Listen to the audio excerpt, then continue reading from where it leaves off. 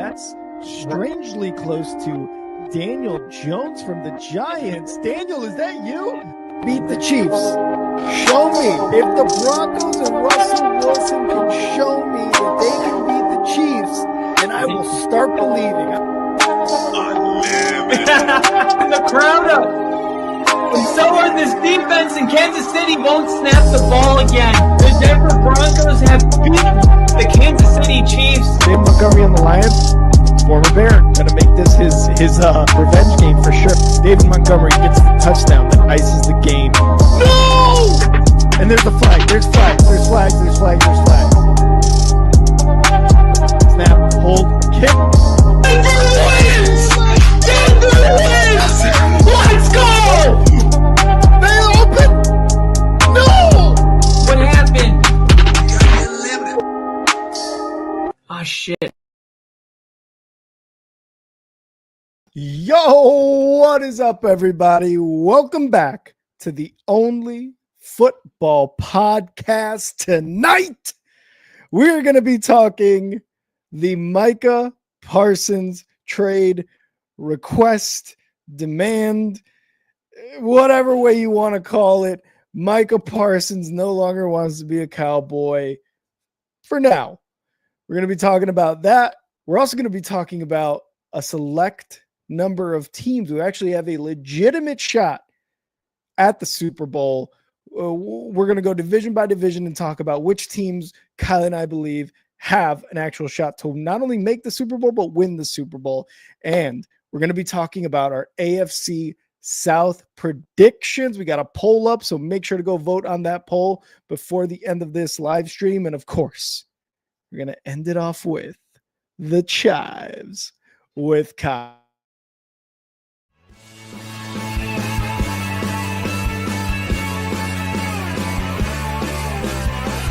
America is football, football is America. Football is America. If you don't like it, you can kiss your candy ass for the moment in time. I don't give a damn. Oh my god. No. You loved it. It's 30 to 27. Oh! Chiefs win. Chiefs win 30 to 20.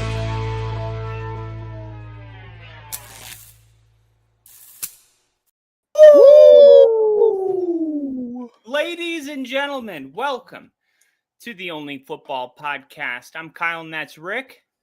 I'm Rick and that's Kyle.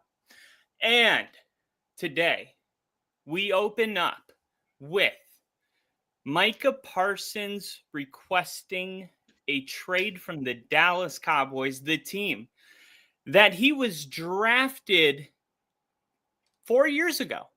Not that long ago.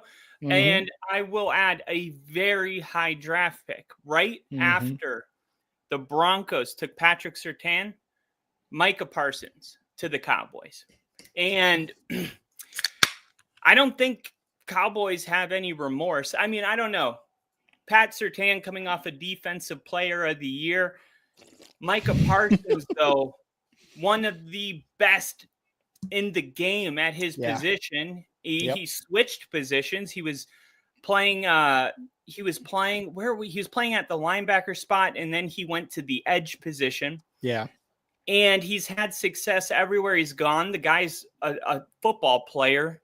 And I swear I'm not trying to make this about Denver, but I have to kind of Kyle, how can Kyle make this about the Broncos? Go.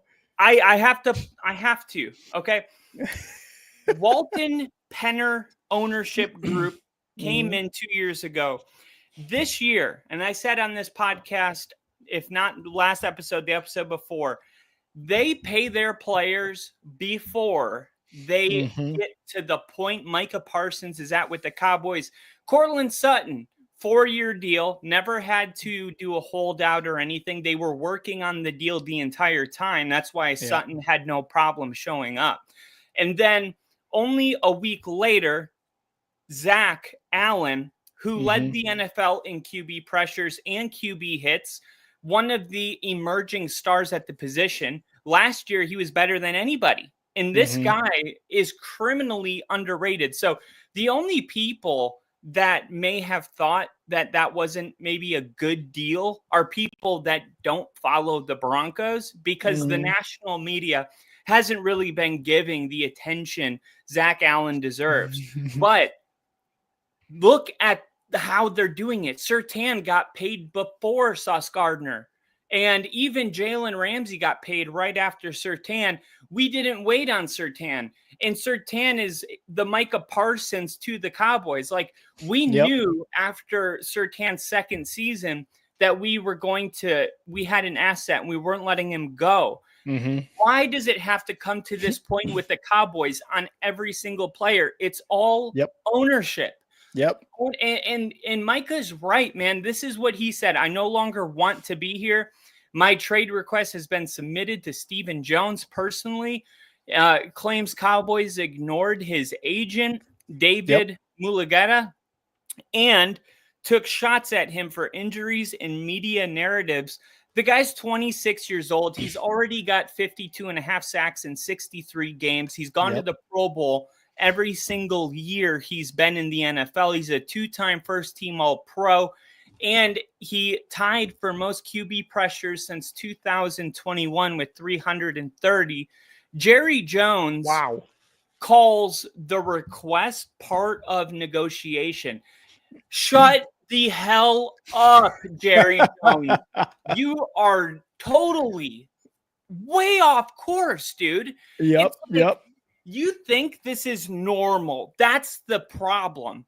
This is a fundamental issue within the building, and it starts with Jerry Jones. And the fact that he would consider this a normal part of negotiating is exactly what's wrong with the Dallas Cowboys. If I'm Micah Parsons, I think I don't want to play for this team. It's like, there's nothing I could have done. My resume is, I'm going to be a Hall of Famer. I am that kind of a guy. You just traded a first round draft pick for me 4 years ago, and you're struggling to pay me?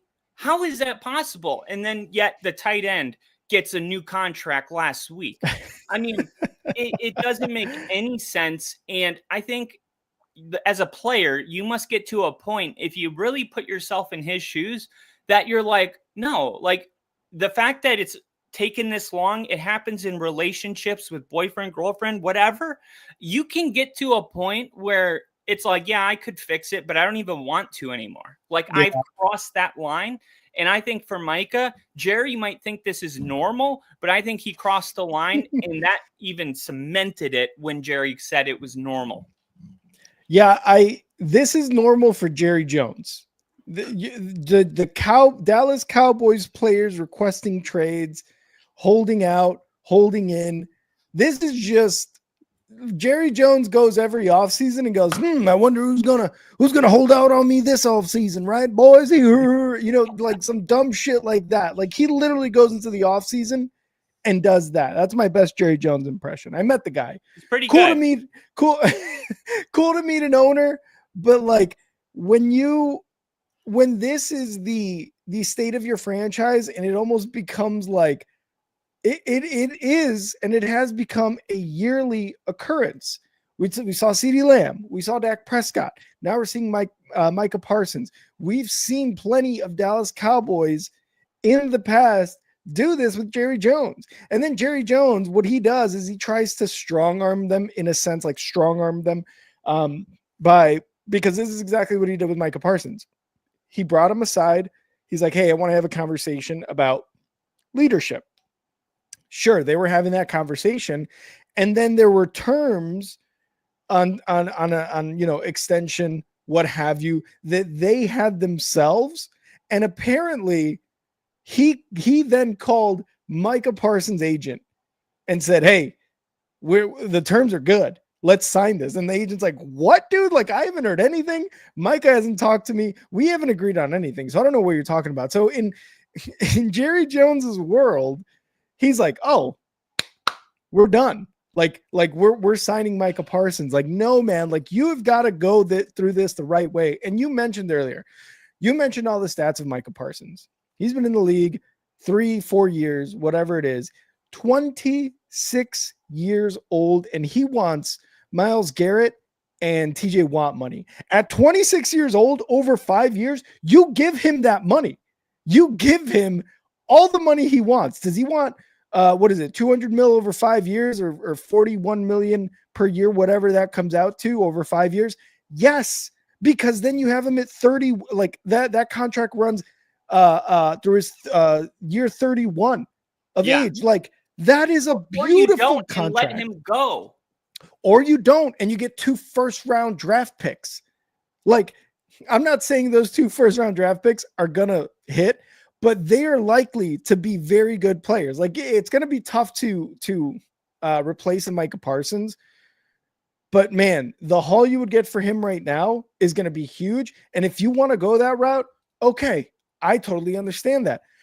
But you better expect a complete, like, 180 of the defense, because with Micah Parsons on the other side on the field there from the opposing offense, that makes a difference right there. Micah Parsons is a monster. He's a beast. And Jerry Jones is just like, oh yeah, it's just like CeeDee Lamb. It's like Dak Prescott. And it's like, don't get me wrong. CeeDee Lamb is a premier wide receiver, but Micah Parsons is an edge rusher, dude. Like, you need that. You need that in the NFL today. And especially in the NFC East, that became super competitive after last year's NFC Championship game with the Commanders and the Eagles, and the Giants are kind of on the up and up, depending on how Jackson Dart does. Like, this is going to help you continue to compete, continue to, have a chance in the playoffs. He really, like, every time he talks to reporters and media, he's like, oh yeah, this is normal. It's a negotiating tactic. And for the most part, it probably is on a player's end. We're seeing Terry McLaurin do it. We're also seeing James Cook do it with the Bills, kind of doing a hold out, hold in, whatever it is. It is a negotiating tactic on the player side. But as an owner, like Jerry Jones is, who goes through this year after year after year, eventually, just like you said at the very top, Kyle, you've got to pay these guys well before this becomes an issue.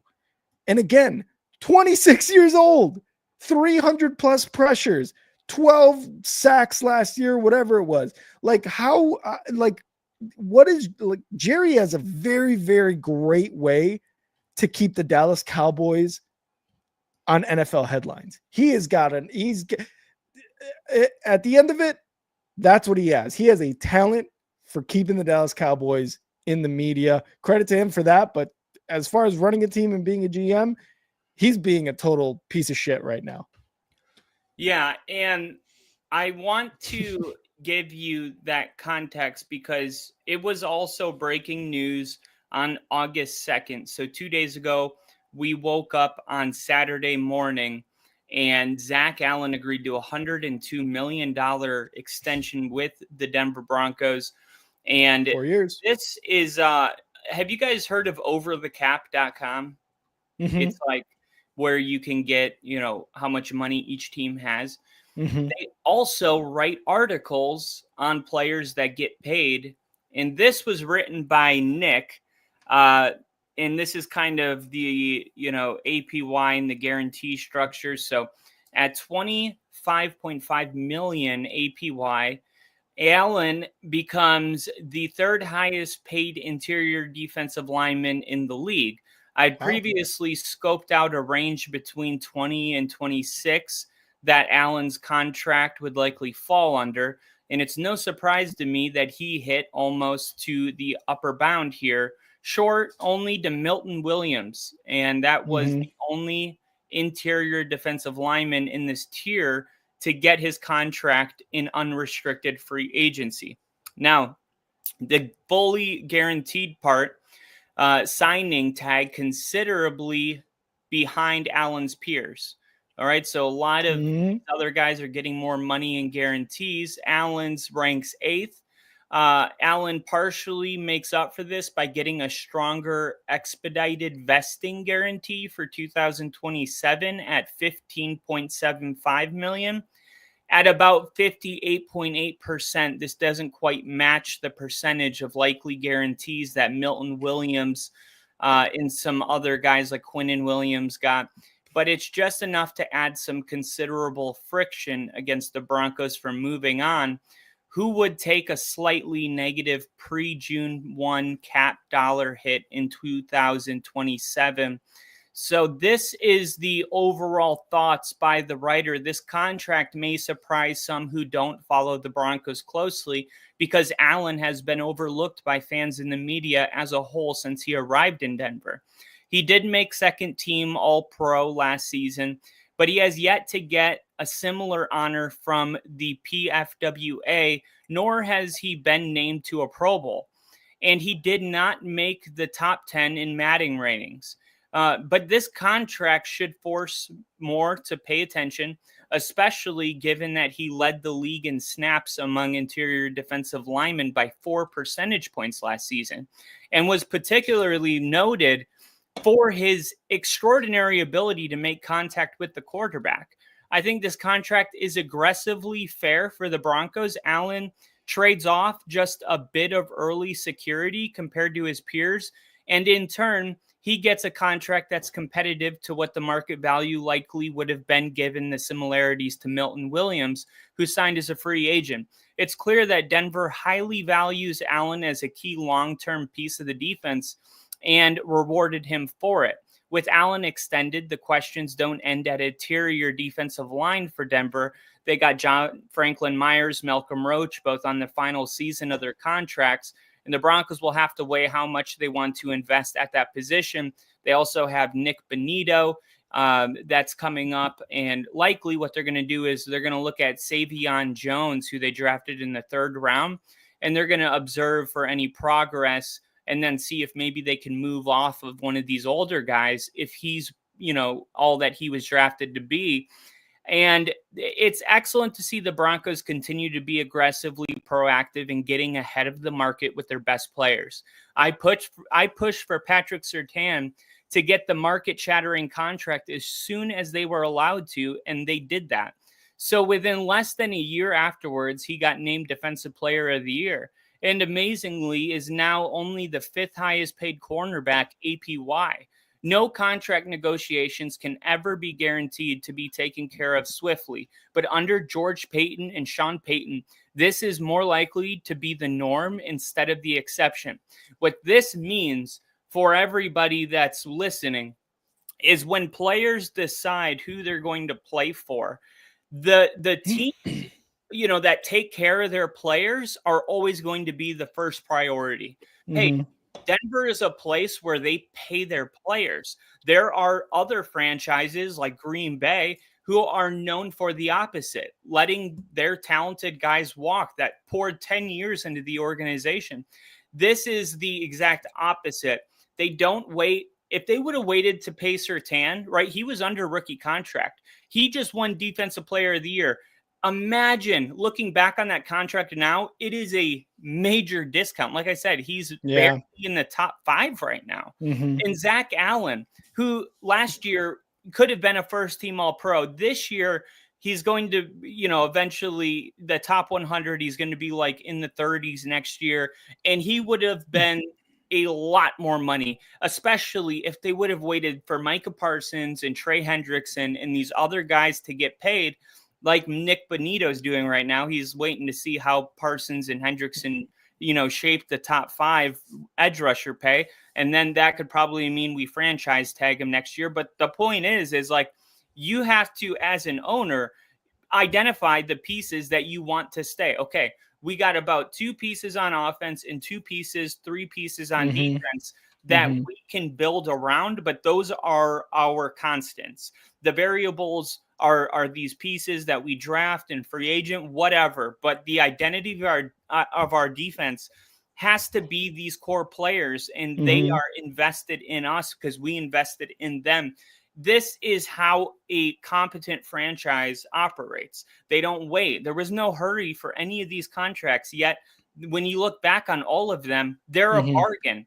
The Cowboys are doing the exact opposite with Micah Parsons. They did it last year with CeeDee Lamb, like you said, and they get to a point where the players are so expensive. Like, should they pay Micah Parsons, $40 million a year? What are we talking about? That's quarterback money. Yeah. and that's where the market has gone to. But Mhm. if they would have paid him 2 years ago on a nice extension, this is somebody that they could have gotten for $30 million a year. I mean, it's gone up 10 million a year Mhm. because they sit on their hands and wait. Mhm. It's just seeing the contrast between how Denver's been operating this offseason. And remind you, we took the biggest dead cap hit in NFL history. Yeah. If there was a team that had an excuse to Oh, operate yeah. like the Dallas Cowboys, Yep. it's us, and we Mhm. aren't doing that. So it's not a matter of if Jerry Jones can pay the players. It's the way he goes about it, and Mhm. there's no transparency, and none of the players on the team feel like if I come to the Cowboys, they're going to take care of me, and that makes the Cowboys a poor destination in free agency, and the overall culture is just terrible right now And in, and in we Dallas. and we got to remember too, this is a losing franchise. They haven't won the conference game in decades, like literal decades. They haven't won. Their best shot was what, 2 seasons ago with Dak Prescott when they were like one of the Yeah, higher scoring teams. And before, Eagles, I think yeah, in the playoffs. exactly. And even before that, it was like, okay, you have to go back to like mid to late Romo years is like when they were very, very good. And like that's what Jerry Jones is like failing to. I feel like that concept to him is just like that's where he's failing at. Like he thinks he has this organization, Dallas Cowboys, which to his credit is probably a household. It is a household name, and it's probably a very popular name overseas and in other countries. And their valuation is through the roof. But to operate or to um go about signing players in a way where it's like he's lucky to be a Dallas Cowboy. No.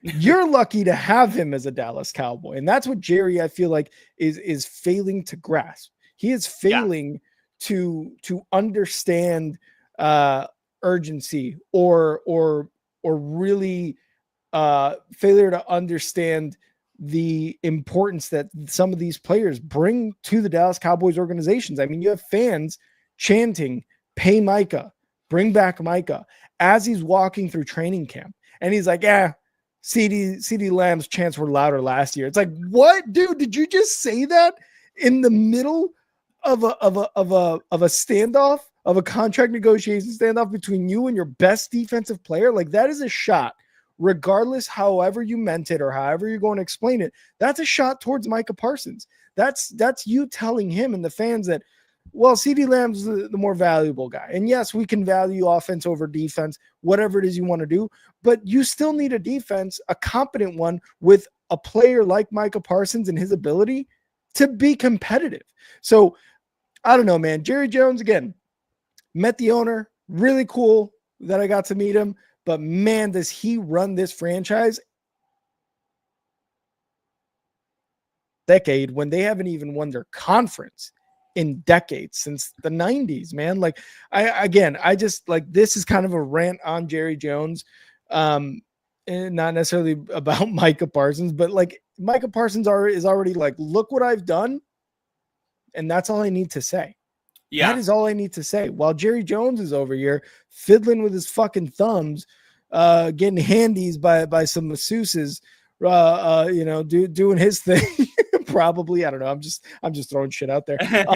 And like you said, like organizations can pinpoint their important players and they pay them, because similar to Surtain, I'll make this about the Bears real quick. They paid Jalen Johnson before like the cornerback market really shot up. And Yeah. Jalen Johnson is saying, hey, I don't want to be the top paid guy. I just want to be paid really well. And guess what? He is. Jerry Jones, take a page out of the books of some of these franchises. They're doing things much, much better than you are. And they're keeping their players happy, which makes the team better at the end of the day. And if you want the Dallas Cowboys to be Super Bowl champions, that's the way you got to operate. That is the way you have to operate. There's no ifs, ands, or buts. That's how you have to operate. And yes, at the end of the day, Micah Parsons may continue to be a Cowboy before the season starts or when the season starts. But Jesus Christ, Jerry, every year this happens. Every single year, this exact situation happens with insert player's name here. The Rams, the Broncos, the Detroit Lions, the San Francisco 49ers, these teams that have a identity and a culture, it's huge. It's everything. You can't win a Super Bowl without a culture. And the Dallas Cowboys have no culture. They have no identity. Their players don't report on the same time. They're not bought in. They're not hanging out. They're not when you have it, you recognize when the other ones don't, right? Yeah. It's like all your friends that, are, married when you're a kid, you're just like, oh yeah, everybody, loves each other that's together. And then you fall in love and then you're like going out with this couple and you can immediately tell like they're totally not in love. Like it's so obvious. I was going to say, do you remember last season, or maybe it was this past off season? I can't remember, but we talked about players saying we'll be working out and there will be like people taking a tour, watching us work out through a mirror that they have in the facility. Do you remember that? I forgot about that. Yeah. Like you can tour the Dallas Cowboys stadium facilities, whatever, and you can go through the weight room as they're working out. And it's like, they were saying crazy. Like, I feel like an animal in a zoo. It's like, what are we doing? Clown show. Exactly. And when Sean first got to Denver, the reason he said Nathaniel Hackett was the worst coach in the history of the sport was because he couldn't believe that the paparazzi and the media and all everybody was just touring at all times. They had reporters on the field videotaping practice. And Sean came in and just changed the whole culture, from the size of the towels that get waved on game day to the front office and the building executives not being allowed to go into the cafeteria when the players are in there. Sean's like, look, if my guys want to go grab some food and they're in their freaking Nike Pro underwear, I want them to feel comfortable doing that. Like that we have a football team and we need to protect this culture. And that starts with all of you guys that work in the office getting the hell out of here. And none of you are allowed in unless I say so. And that's like part of building a culture. And that's the opposite of having double-sided mirrors where people can walk around and for $50 they can see what the Cowboys working out looks like and tour the facility. Like, dude, we're trying to win a Super Bowl and you are more concerned with showing off your fancy car instead of driving it. It's the car that's at the museum with no miles on it, right? We want to drive our Rolls Royce. You can show it off. We're going to drive it because it's a pretty damn good car when you drive it. But unfortunately, the Cowboys don't operate like that. And I think the Patriots make sense. They got the most cap space right now. They need a defensive centerpiece, for quarterback Drake May on a rookie deal. And Vrabel, I feel like Vrabel is the kind of guy that could wrap his arms around him. And I already feel like the Patriots are going to turn the corner this year. The Chargers have the third most cap space. I think Jim Harbaugh's defense, Mahomes in the division. Yeah. That makes sense to me. The Raiders, they always do this, right? They'll give 2 first-round picks. They do. Yeah. And pay the most money. And it'll be like, okay, we'll pair him with Max Crosby and we'll win the Super Bowl. And it rarely ever works. I think they did that with the Bear, Khalil Mack. Oh no, they traded him to the Bears, right? To the Bears, yeah, to the Bears. But I could see, Chicago has a history of big trades. Khalil Mack, like we just said, they could offer a couple first rounders. Green Bay, I think it's unlikely due to the rivalry. Green Bay and Dallas. I don't think they want to help them. Yeah. But Green Bay has a lot of young receivers they could offer Dallas, which is something they need right now. True. Maybe the Seahawks, because he has some familiarity with the defensive coordinator over there. But I don't know. Like the Cowboys, history tells you Micah is going to be a Cowboy. Yeah. Because, Dak Prescott, CeeDee Lamb, and Ezekiel Elliott all signed their extensions very close to the season starting. Yep. And Jerry Jones continues to say, don't lose any sleep over it. I told you last week that the Cowboys practice in California, and I stayed at that hotel. Yeah. That hotel has a football field behind it. Uh-huh. And to open up training camp, Jerry Jones went out on that football field. They had a stage set up. The cheerleaders were on the stage. Oh my God. And the fans were in attendance, and they were all booing him, saying to pay Micah. And see, there you go. Make your voices heard. Yeah, and it's just like, dude, to boo your owner. Mm-hmm. Think of how bad of an owner you have to be to get booed by your fans. The type of fans that take a week off work to go watch OTAs. Yeah.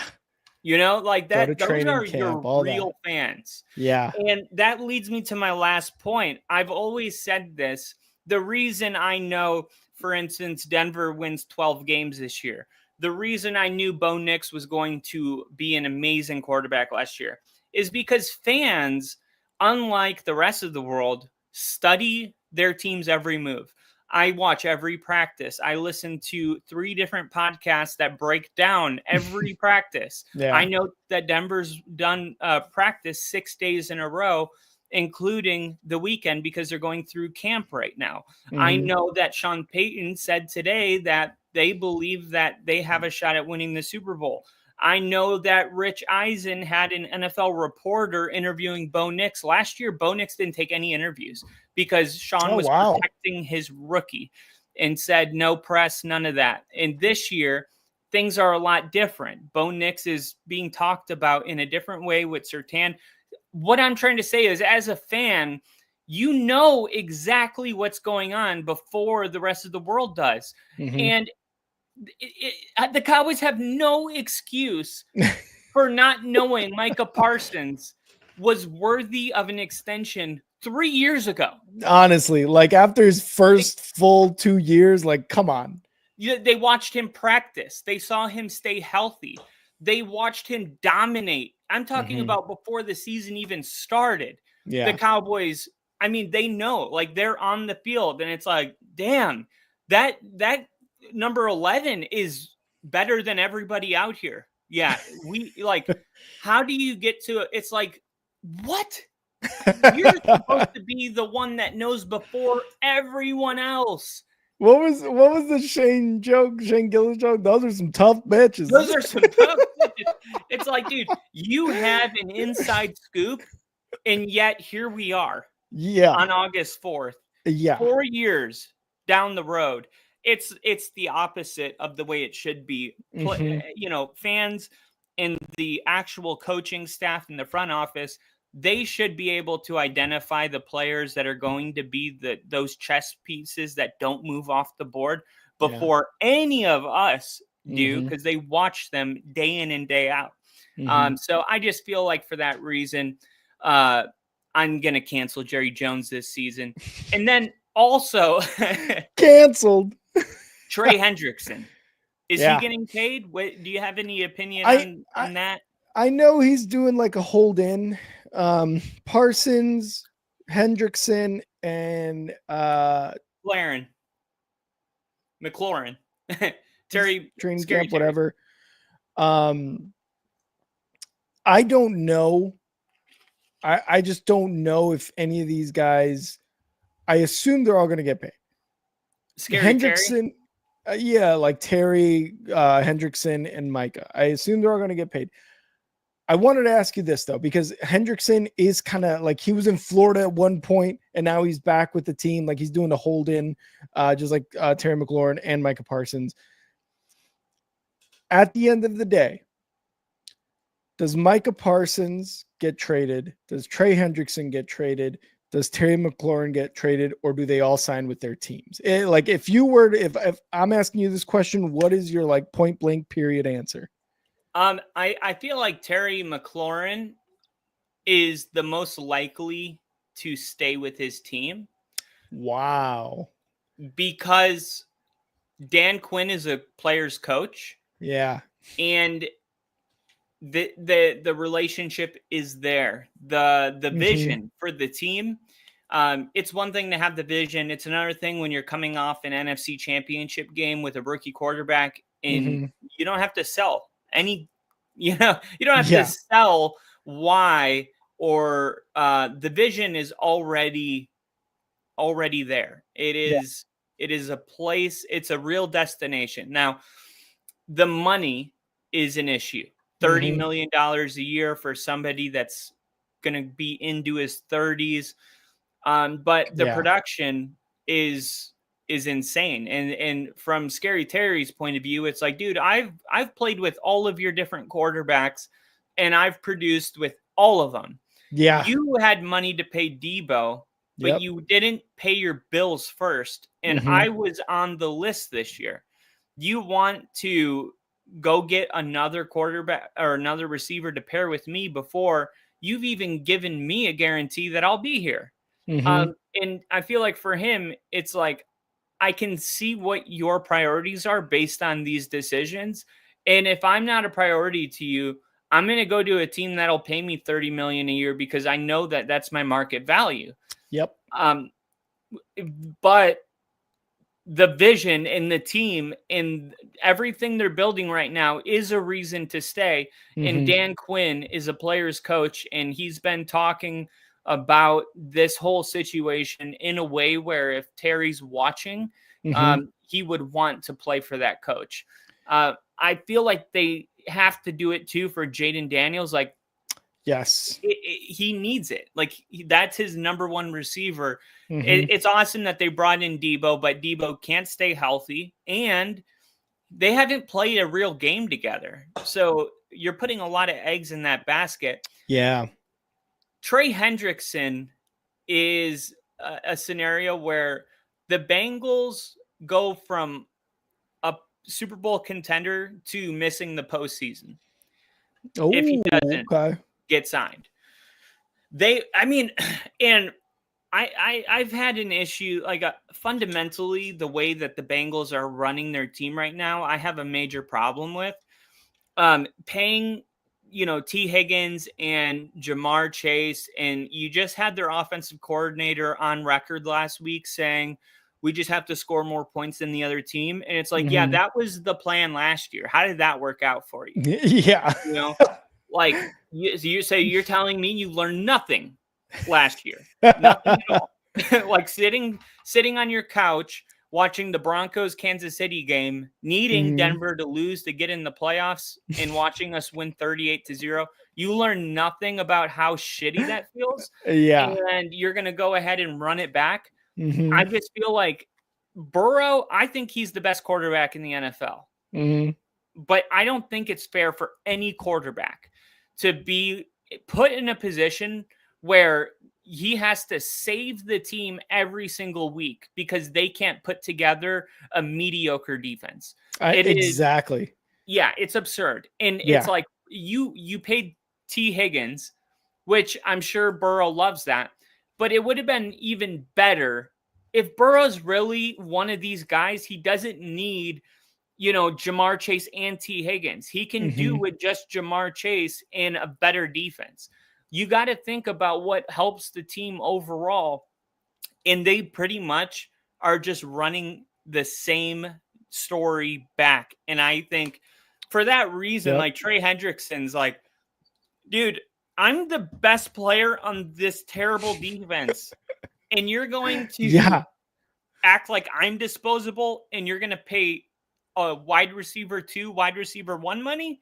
Like, I don't understand what the Bengals are doing. I feel bad for Joe Burrow because we know that that's been a poverty franchise my whole life. They have been a franchise besides Carson Palmer and Chad Johnson days.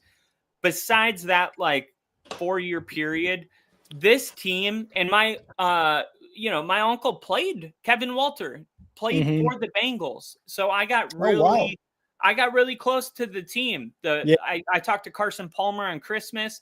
I got a game ball that was signed by the entire team. And it was like for a season I was like cheering for the Bengals, but that lasted like a very short period of time. Then they were the worst team in the NFL.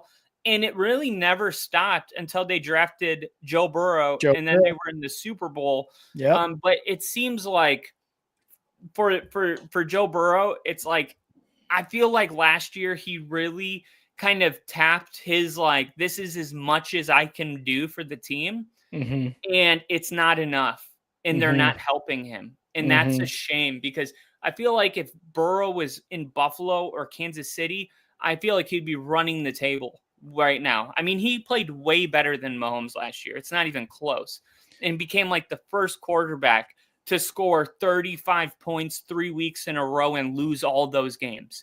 I mean, it's just it's really just unfair. And yeah, if they don't pay Trey Hendrickson, I'm out on the Bengals this year.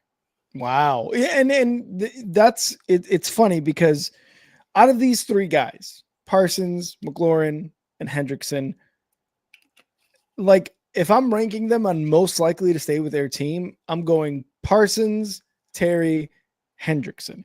Hendrickson is a little bit tricky. He's 30 years old. They drafted Shamar Stewart. They finally settled that whole dispute with his rookie contract, the guaranteed money, this and that. Terry McLaurin, they actually, which is like really weird that this is a situation now, they actually paid him. They actually extended him like before the wide receiver market exploded as well, like 2-3 years ago or whenever it was.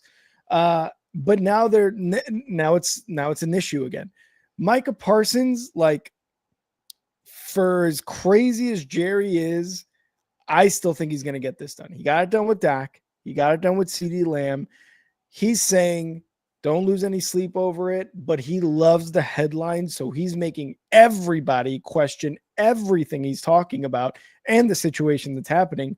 I still think at the end of the day, Micah Parsons is going to be a Cowboy. So Micah Parsons probably going to be a Cowboy. Hendrickson at 30 years old, when you've got a rookie in Shamar Stewart who's going to cost a quarter of what you're going to cost over the next few years, is probably the one that's more than that likely to get traded before the beginning of the season. I don't know if you agree. I know you said Terry McLaurin is probably the most like secure in his team, but I honestly, I think it's Parsons, McLaurin, and then Trey.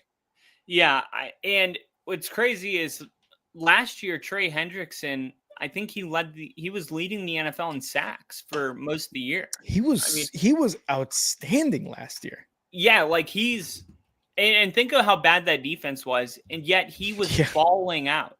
Yeah, and like I'm trying to envision that team without him, and it nothing. Oh, it's so bad. It's so bad, right? I mean, and on top of that, it's like, look, if we can build a team with $160 million dead cap hit, there's no excuse for really any team if you know how to draft and develop talent, which leads me to believe that the Bengals right now have a front office that doesn't know how to draft and develop.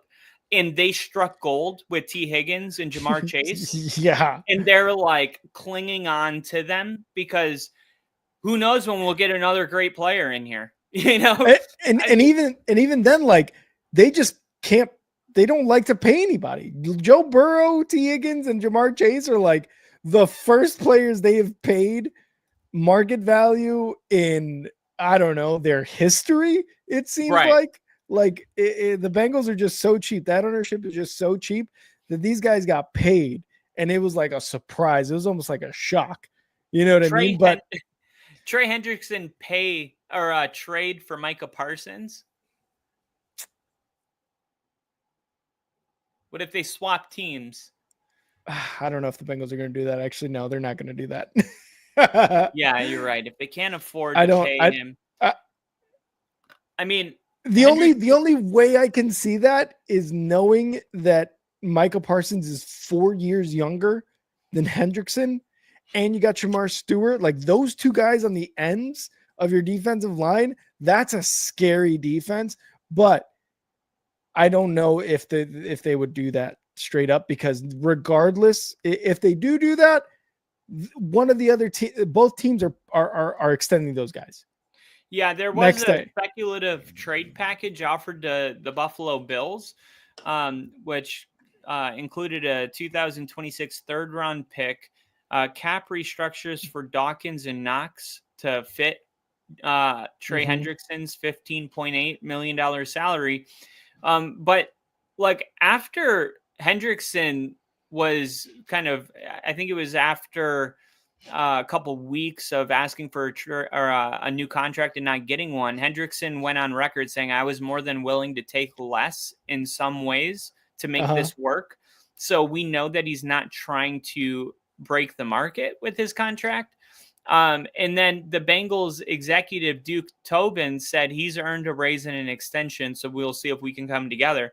You have the exec saying he's earned it, and you have Hendrickson, essentially saying he'll take a pay cut. Yeah. And yet that figure must not be in the right ballpark. He's only making $16 million a year right now. And he has no guarantees. Yeah. And he's had no guarantees past his first year. Mm-hmm. So, I mean, he is being severely underpaid right now. Yep.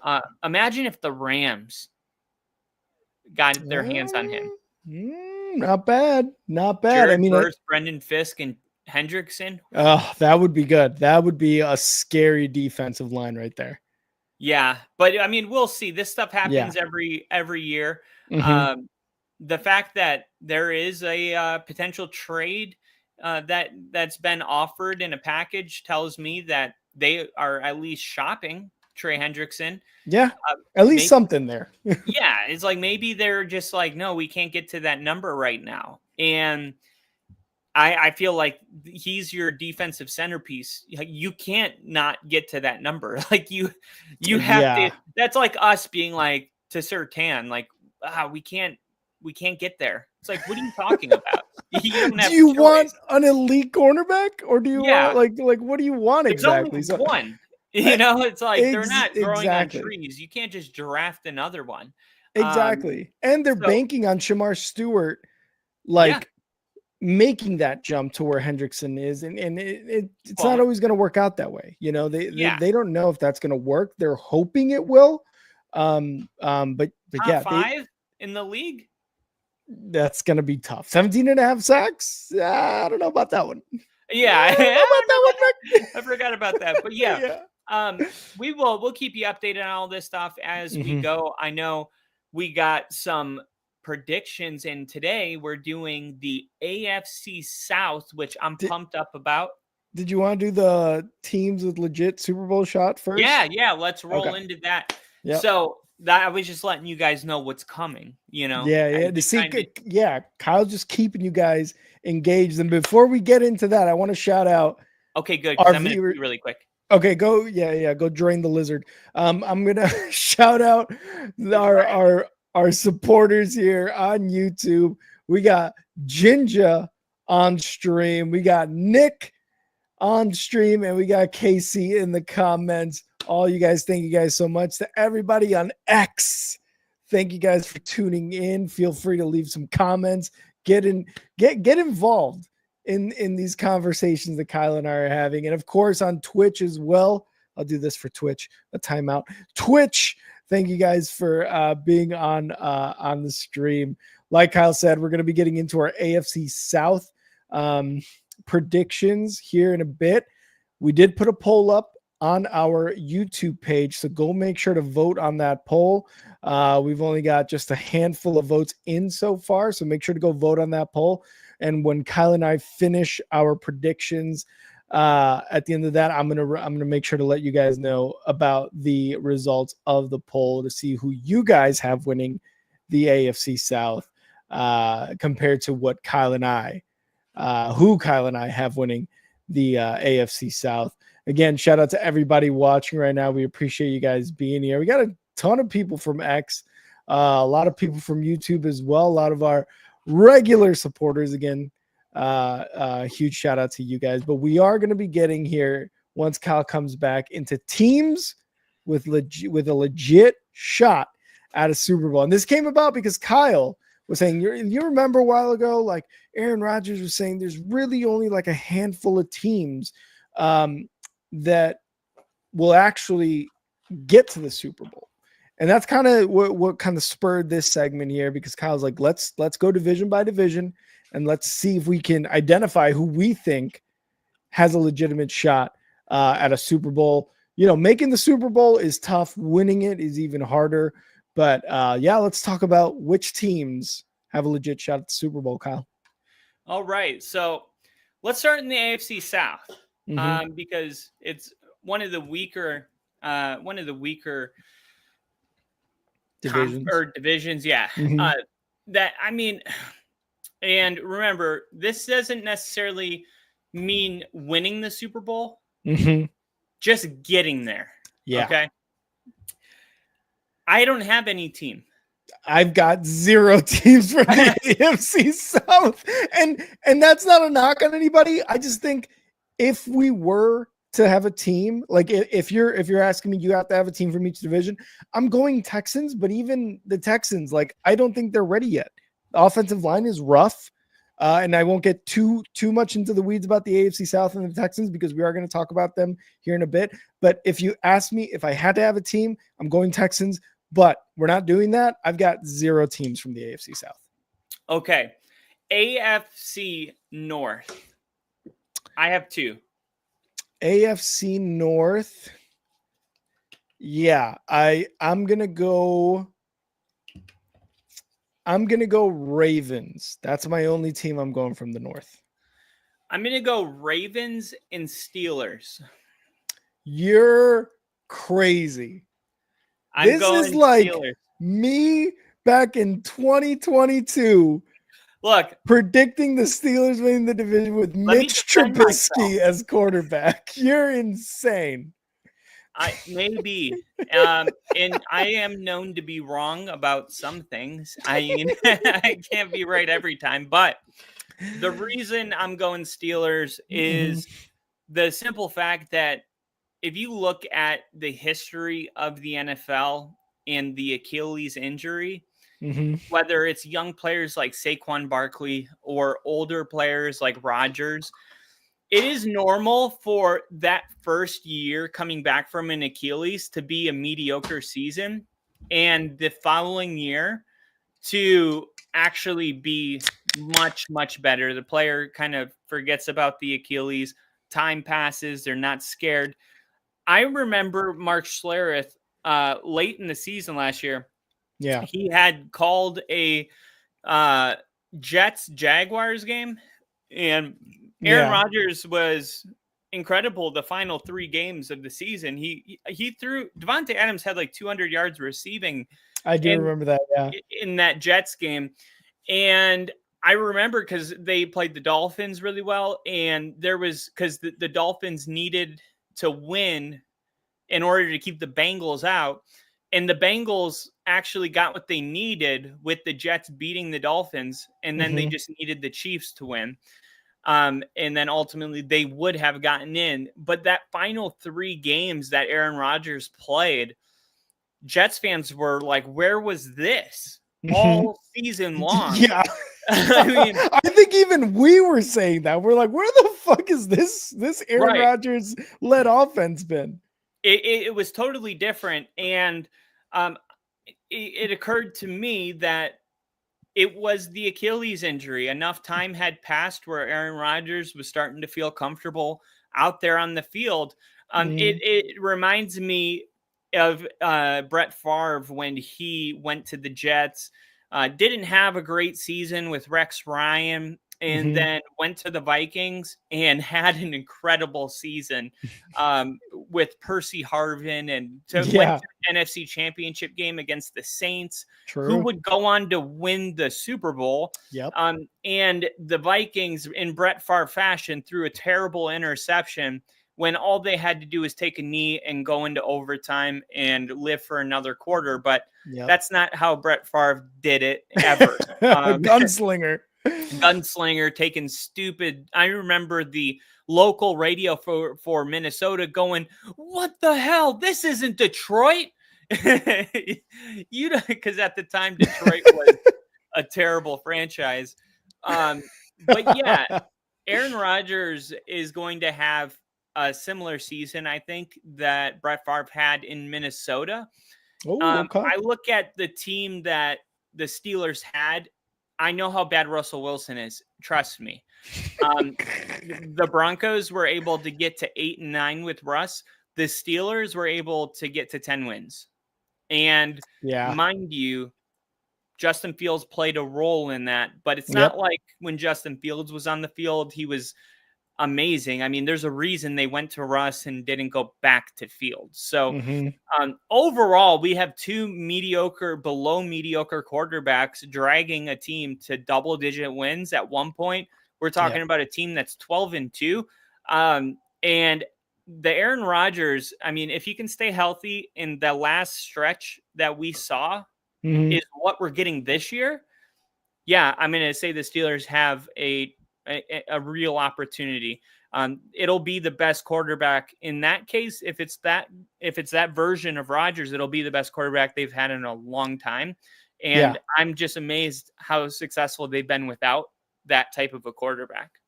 That's true. And I can't be too mad at your reasoning for putting the Steelers on there, because you bring up last year and you bring up the fact again that they were working with two quarterbacks, one of which took them to 4-2 in Justin Fields to begin the season, and the other which kind of kept that success up until the tail end of the season, really, and then really kind of just like sputtered out. So I like it. The defense is there for the Steelers. It's just now, can DK Metcalf and Calvin Austin Jr., whatever his name is, the third, whatever the hell his name is, like, can they be those guys as well as Jaylen Warren to supplement that offense alongside Aaron Rodgers? Smith from the Dolphins too.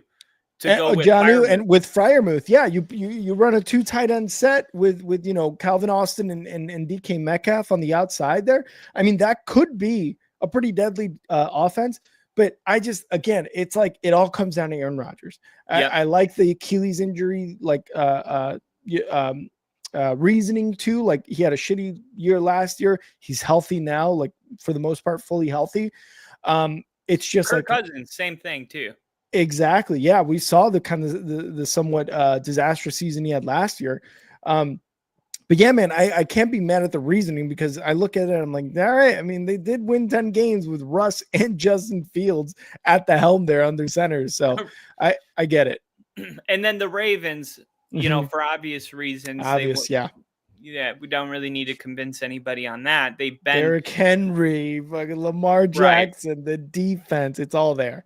Which was funny, because there was a post by MLF that said, name the most devastating it was the most devastating loss that basically ruined a franchise outside of the Super Bowl. Yeah. And I had a controversial one. I said the worst thing to happen to the Ravens was them completing the Hail Mary in 2012 against Denver, because had they not completed the Hail Mary, they don't go on to win a Super Bowl. And had that not happened, John Harbaugh would have been fired by now. Oh, I like that. Because he's had way too talented of teams, but everybody can just point to that Hail Mary Super Bowl ring. And it's like, look, he got a lucky break. Denver collapsed on the defense and they capitalized on it. But if you're going to say that's why he deserves to be the head coach, because of a Hail Mary that was completed 13 years ago. Yeah. It's time for the Ravens to win a Super Bowl, or I do feel like we talked about this. It's time. We talked about it last week. Yeah. So we did AFC North and South. AFC South. Let's go AFC East. I got one. I think we both know which one we both have, and that's the Bills. The Bills, I mean, they have Josh Allen. They've got some weapons on offense. They've got a defense that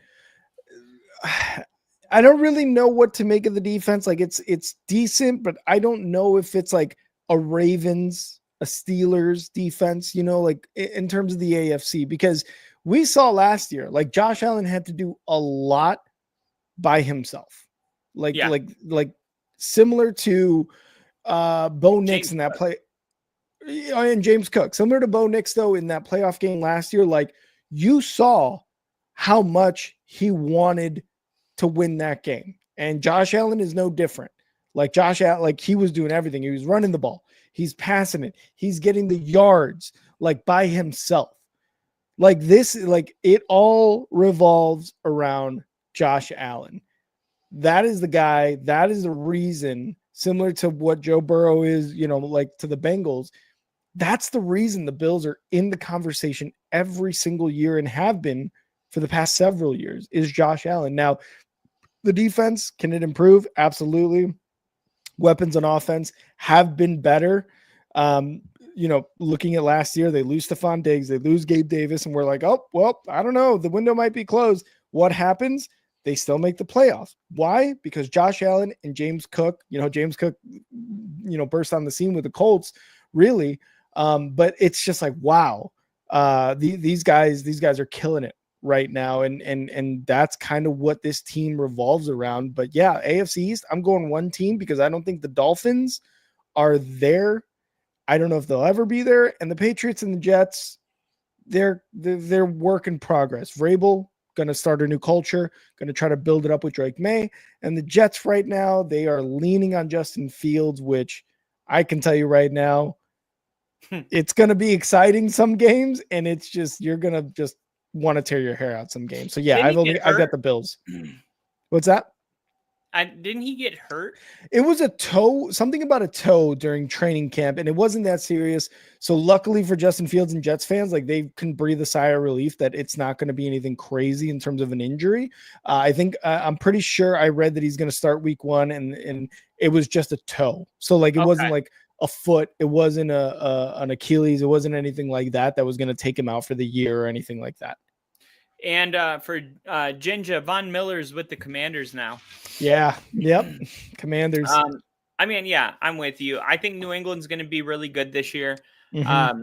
I don't think they're going to go to a Super Bowl, but I think they could have the kind of success you saw Denver have last year. Yeah.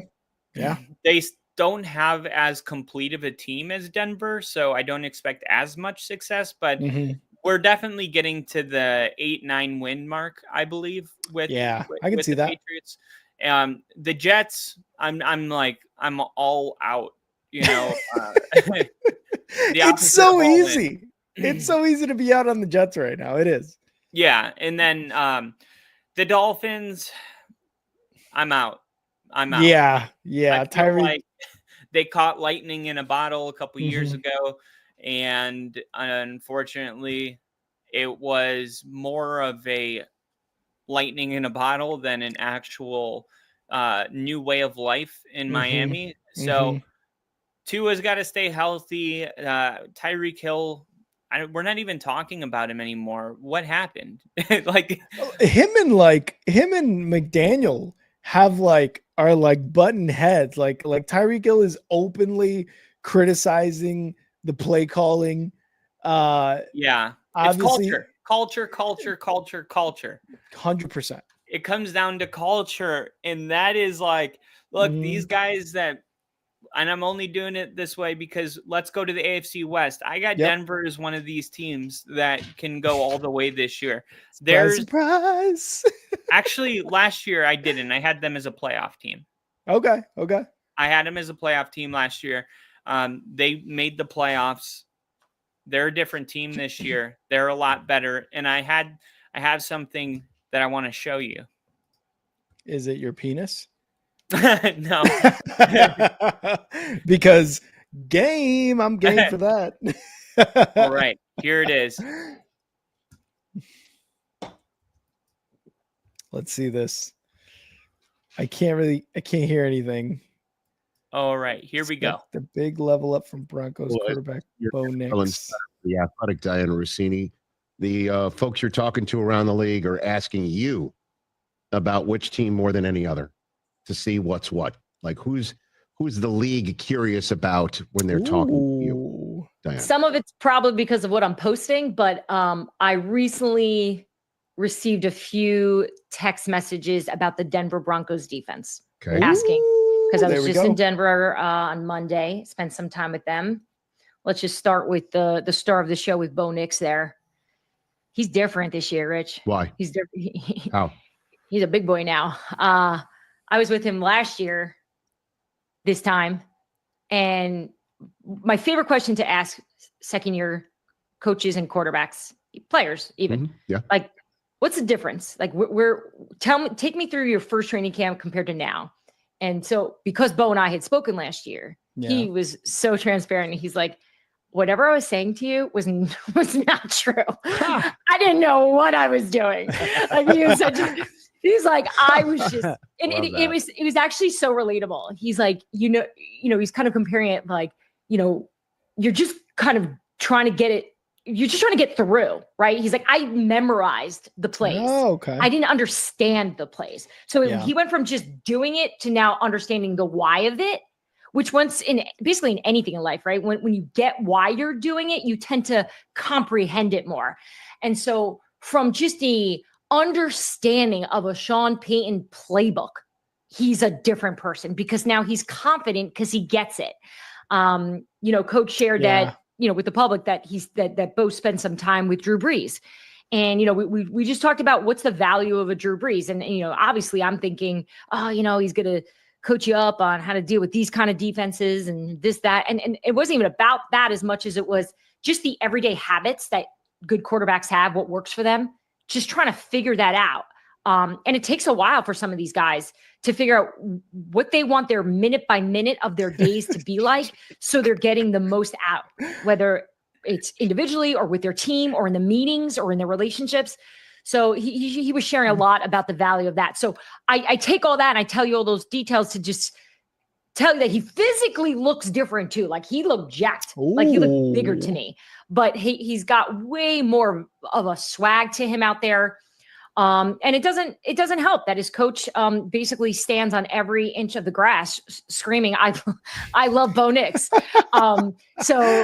Just from ownership there, Greg Penner is fabulous to Patrick Smythe, who's head of their comms. Like everyone is just so locked in and they appear to be on the same page. And I got to tell you, they are not afraid to talk Super Bowl. There you go. There it is. This team is going to catch a lot of people by surprise. There's just a lot of people that don't think that Denver's that type of a team, but I'll remind you, 2010, 2011, I believe, the Seattle Seahawks went to the Super Bowl with a quarterback on a rookie contract going into his second year with the Legion of Boom. And this Denver defense is going to be one of the defenses that's going to get a title. It's going to be talked about, the 2025 Denver defense. This is going to be a historic defense. And Bo Nix taking that next step. He's confident.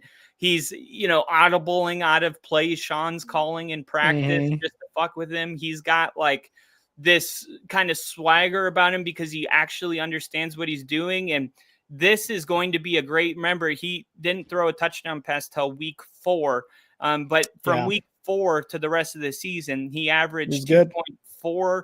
He's on pace for 38 touchdowns on a full season. I think this year you're going to see Bo Nix throw around 38 touchdown passes. I think you're going to see him go over 4,000 yards. I think this defense is going to be historically good, and all of that to say, like adding RJ Harvey, adding even J.K. Dobbins and another receiver out of Illinois, these guys that Denver got, Jahdae Barron on the other side. This is going to be a unit. I think we're talking at least 12 wins next season and Denver winning the AFC West.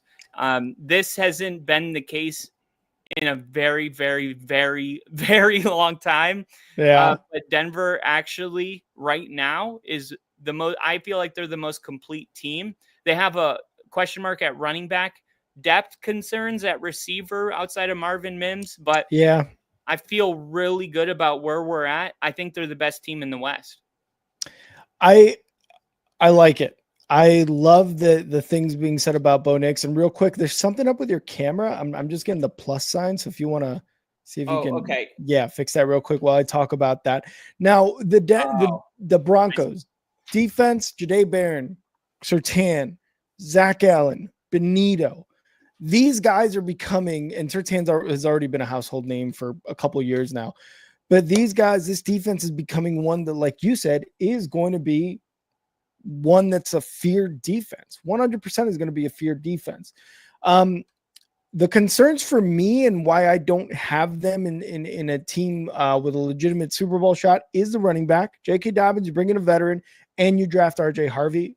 I like it because the Denver Broncos front office understood where the weaknesses were. Not only that, but tight end. You bring in Evan Ingram, a guy who's been killing it so far at the tight end position with a somewhat mediocre team in the Jaguars. You immediately upgrade that position. And we've already talked about the woes in terms of the tight end position for the Broncos. We've talked about that ad nauseum on this show for a few episodes. So the Denver Broncos knew what was going on. You talk about the depth for the wide receivers. That's also a bit of a concern, but as long as Courtland Sutton and Mims are both like healthy and contributing the way they need to contribute, like 1 and 2, they're going to be good. Obviously, you got a couple guys, a couple rookies from last year too that stepped out or kind of stepped onto the scene a bit in terms of like production, which is very promising. But for me, the AFC West, it really, to me, only has one team, and that's the Chiefs. The Chiefs have been doing it for years now. They've been doing it consistently, and while they may not have everything in place perfectly, Patrick Mahomes just does it. He just gets it done every year, it seems like. The Raiders are fucking far away from having a legitimate Super Bowl shot. Like, they are a culture shift away and just a lot of pieces away. The Chargers, they have the coach, they've got a quarterback, and they've got the culture. It's just actually performing in the playoffs, like actually not chargering is their only issues. They're like preventing them from winning a playoff game. So I don't even have them in that legitimate Super Bowl shot. But if the Broncos continue on this upward trend that they are on from last year with Bo Nix under that rookie contract, I wouldn't be surprised that they're in the AFC Championship game either next year or this season or the next season or the season after that. And there could be a consistency in terms of playoffs from them. Right now, I have to see it to believe it. And the Kansas City Chiefs have shown it very, very consistently. So for me, from the AFC West, I got only one team, and that's the Chiefs. Yeah, and I put my 401k on this. So, oh shit. All right, Kyle, never mind. The Denver Broncos are going to the Super Bowl. Yeah, I just I saw that if you take Denver to have 12 wins over 11.5, $1,500 pays out $6,300. Oh, that's a nice. Yeah, that's a nice one. And they're going to. That's 2 more games than last year. They're much better. So I put my money where my mouth is this year. I love it. I'm feeling really excited, and I'm gonna be able to get new studio equipment, all because the Broncos are gonna be good. How cool is that? I would look. Every bet you make, I hope you win it, because remember last year's. I put a bunch of money on 5.5 was Denver's win total. This year that's right. 9.5. So it goes up 4 games. Like, again, that's why I'm saying, like, this upward trend that they're going on. They have the coach, the culture is being like built in real time, and they've already made like a complete 180 from the Nathaniel Hackett days. So it's on the up and up. So I think it's going to be there. And again, I hope you win every single bet, and I hope you win the 6K, because that would be fucking awesome. It's going to be very surprising for a lot of people. Yeah. And I said this last night. There was a post that said, out of every quarterback draft, 1 quarterback is a bust. History tells you. And they said, who's it going to be?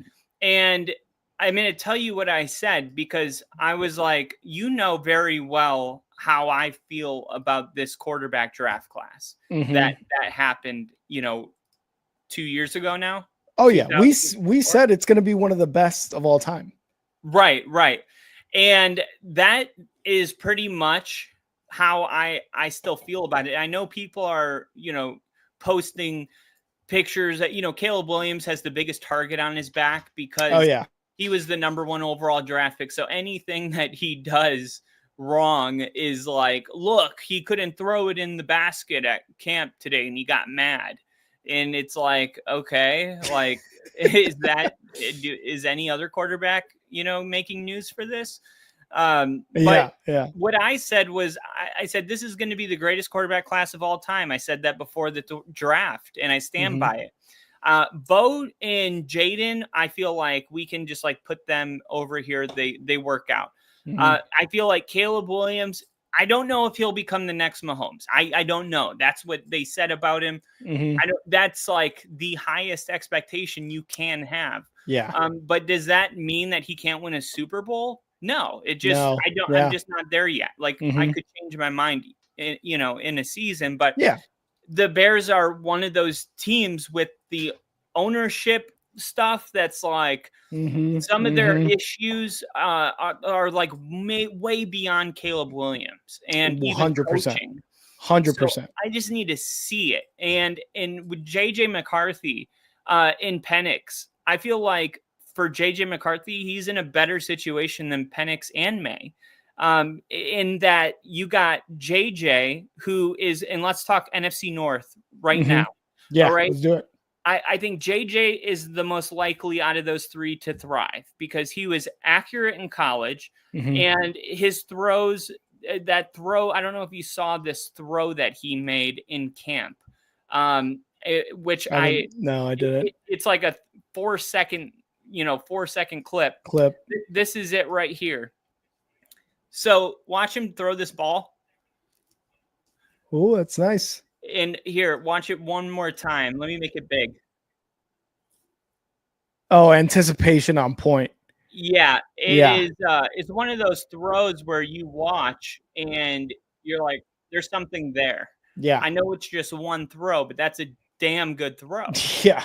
And I feel like that throw right there demonstrates his ability to place the ball in a spot and trust his receivers to get to it. Kevin O'Connell, that's great for Kevin O'Connell because he's going to scheme the players open, especially the wide receiver talent in Minnesota. JJ just needs to process the defense, drop back, and execute. Yeah, he happened to be drafted specifically for possessing those skills. That tells me that he's going to have a successful season. You saw what he did last year with a quarterback that nobody even thought was, going to work anymore. Now he's making $100 million in Seattle. Yep. You know that Kevin O'Connell is the perfect guy. So do I think JJ is going to fall on his face over there? No, I don't.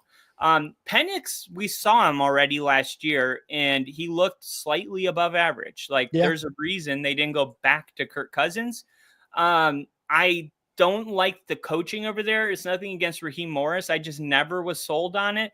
And I'm still not. Like, young head coaches trying to figure it out. They have already failed, but still, like, it doesn't feel like Atlanta has a culture. And that's kind of where, we keep coming back to that today. But I feel like even he could be a slightly above average, win 9 games. That's what I'm thinking with Penix. And then Drake May, I think has the potential to be really good. We saw it last year. There was just moments where he bailed his team out. And there was throws that he made where he came in clutch. But let's talk NFC North. We got Caleb Williams. We got JJ McCarthy. We got Jordan Love. And we got Jared Goff. Yep. I think Jared Goff is better than all of those quarterbacks right now. Jared Goff, I think, is a top 7-8 quarterback in the NFL. Rarely gets that kind of a credit. Did you watch Quarterback yet on Netflix season 2? I've watched a couple episodes. Yeah. Okay, good. Because Jared Goff was featured in this year's, and you just really kind of appreciate the type of leader he is. Like, he really is a winner, man. I mean, he's been a winner his whole career. He went to the Super Bowl with the Rams. And he's been the centerpiece of changing the Lions' 30-year struggles. Like, he's the reason that they've done this. And I still feel like with Dan Campbell there, like, a lot of people, I feel like Dan Campbell does a good job disguising himself as some kind of dumb meathead. You know, Dan Campbell's really smart. Like, the decisions to go for it, a lot of the play calling before last year was Dan Campbell. Offensively. So I still think that there's enough talent in Dan Campbell and Jared Goff. I think the Lions have a shot at going to the Super Bowl. I do. The Packers with LaFleur and Love, like, Love got injured week 1 last year against the Eagles. He was out for 4 weeks. When he came back, he was playing, I think, the Vikings his first game back, and the Vikings were on a tough defense. I feel like the Packers and Love never really got their footing underneath them last year. And then the injuries by the time they got to the playoffs was just insurmountable. It was like, okay, we have practice squad guys being elevated for a playoff game. I feel that Green Bay, though, in Detroit, I would say they have a shot because of the continuity between LaFleur and Love. And the fact that they finally drafted a wide receiver in the first round and got supposed to be a true number 1 wide receiver. He was, rated a first round pick by everybody. So he should be, a pretty good, LaFleur is going to make it work. I'll put it that way. And they got a lot of guys on defense, not like one guy that stands out. They got rid of Jair Alexander. Jair Alexander. So, like, that was their guy. They still have the linebacker out of Georgia, who's like highly emotional. Remember, he hit a referee. The training staff guy. He hit that guy. I know you're talking about. They still have some guys, but I'm gonna say, like, I got the Packers and the Lions kind of like neck and neck, and I have the Vikings and the Bears neck and neck. I feel the same way about the Vikings and Bears, which is like potential is there and there's a reason to believe, but I need to wait and see. And then I got the Lions and the Packers as like I've already seen, so I don't need to be prompted to believe. And they kept the most important pieces. I do think losing their offensive coordinator, it's going to hurt. I just don't think it's like detrimental, but I think it takes them from, winning 13, 14 games down to like 11. But I think that's kind of where Green Bay will end up, and maybe the Vikings and the Bears too. I'm not sure, but I'm going to go 2 teams from the North, Green Bay and Detroit. Now, everybody here knows how highly critical I am of the Bears. And I'm actually going to apply that criticalness, if that's a word, to the NFC North. And I'm going to go, I've got 0 teams from the NFC North. 0 teams have a legit shot at the Super Bowl from the NFC North in my eyes. I was leaning towards the Lions just because of what they've done these past couple of years with Dan Campbell. Last year, they showed Lions, referring to the Lions, that they had they were locks to go into the Super Bowl. They're like, this is the best team. They have just, under Ben Johnson as offensive coordinator, they've had the most points scored per game. They've had a ton of yards per game. They lose him. They lose Aaron Glenn, and they lost their playoff game last year under Dan Campbell. They've got a new set of coordinators, a lot of the same guys. And I love Jared Goff, and I love his story from the Rams going to the Super Bowl, being traded because they just couldn't do it with him, to him getting his glow up in a sense with the Lions. Like, hey, you guys traded me, and I am still a top 10 quarterback. And I still believe that. I do believe Jared Goff is a top 10 quarterback. There's just something about the Lions after this offseason that I just can't get behind in terms of a Super Bowl contender. Aiden Hutchinson returning.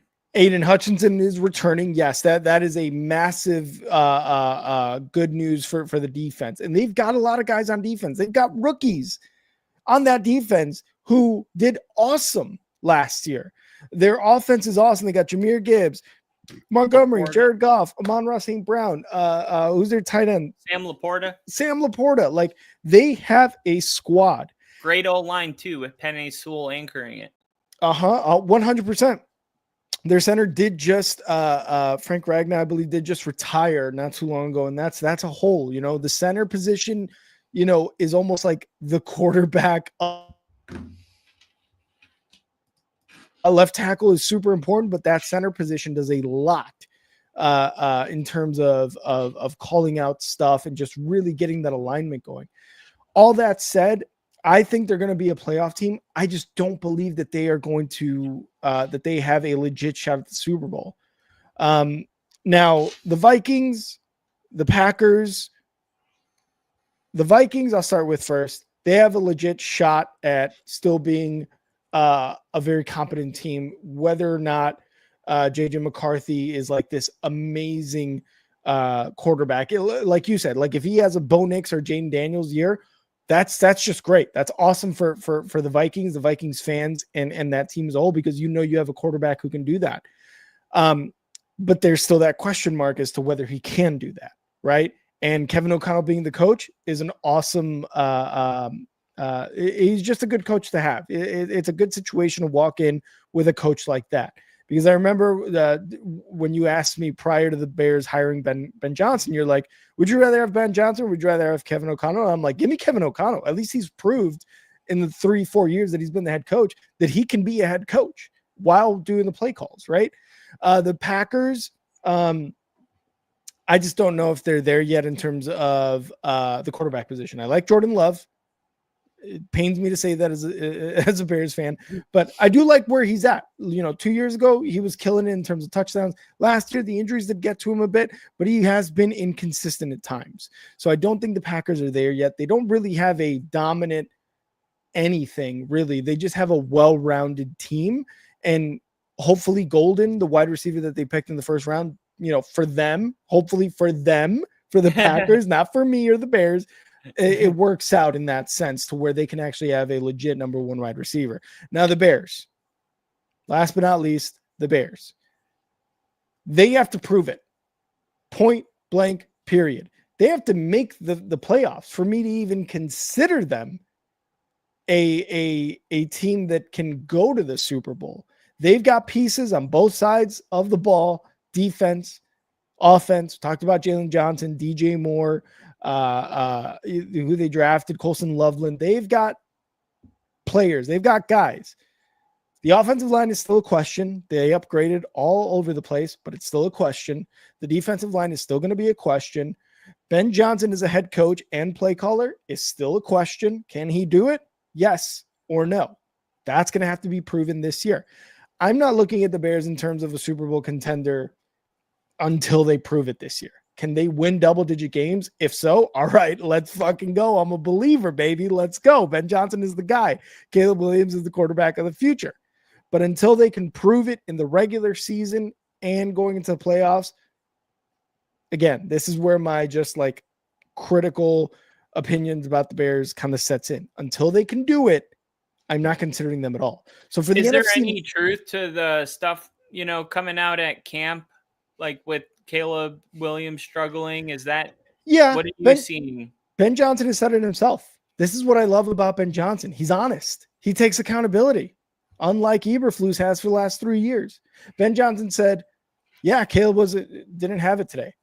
He had multiple interceptions. But not like a bad practice. I mean, like overall, you know, as a Bears fan that, you know, keeps much closer attention to the Bears than I do. Mm-hmm. What's the overall like feeling consensus on Caleb Williams in specifically as it pertains to this offseason?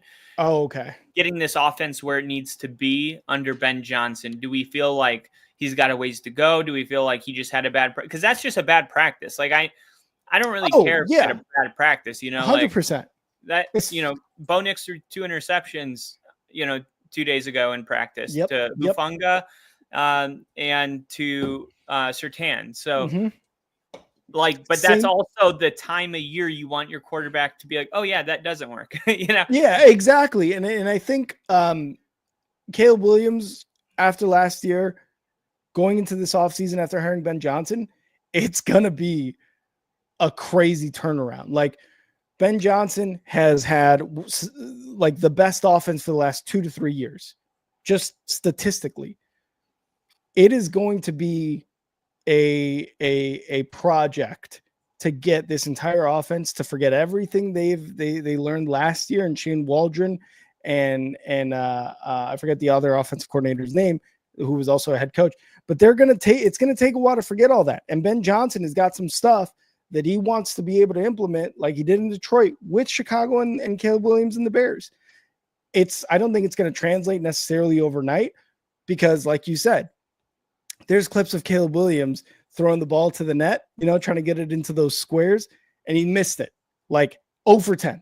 And then there's days where Ben Johnson is saying, yeah, Caleb did really well today. And then there's days where he's throwing interceptions to Tremaine Edmonds, arguably the worst linebacker that we have on the team, even though we paid him like one of the better ones. I think the consensus is this is going to be a year where we expect this offense to be much better than last year, but we can't expect them to be the Lions of the last 2 years. So what's the it's mixed reviews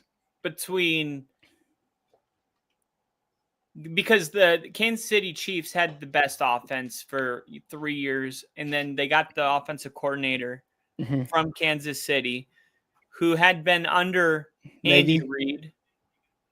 And like on paper, it's like we got the offensive coordinator did the best offense for the past 3 years, under a Super Bowl winning team with a Hall of Fame head coach. And like, what makes this different than that? Because Ben Johnson actually calls the plays.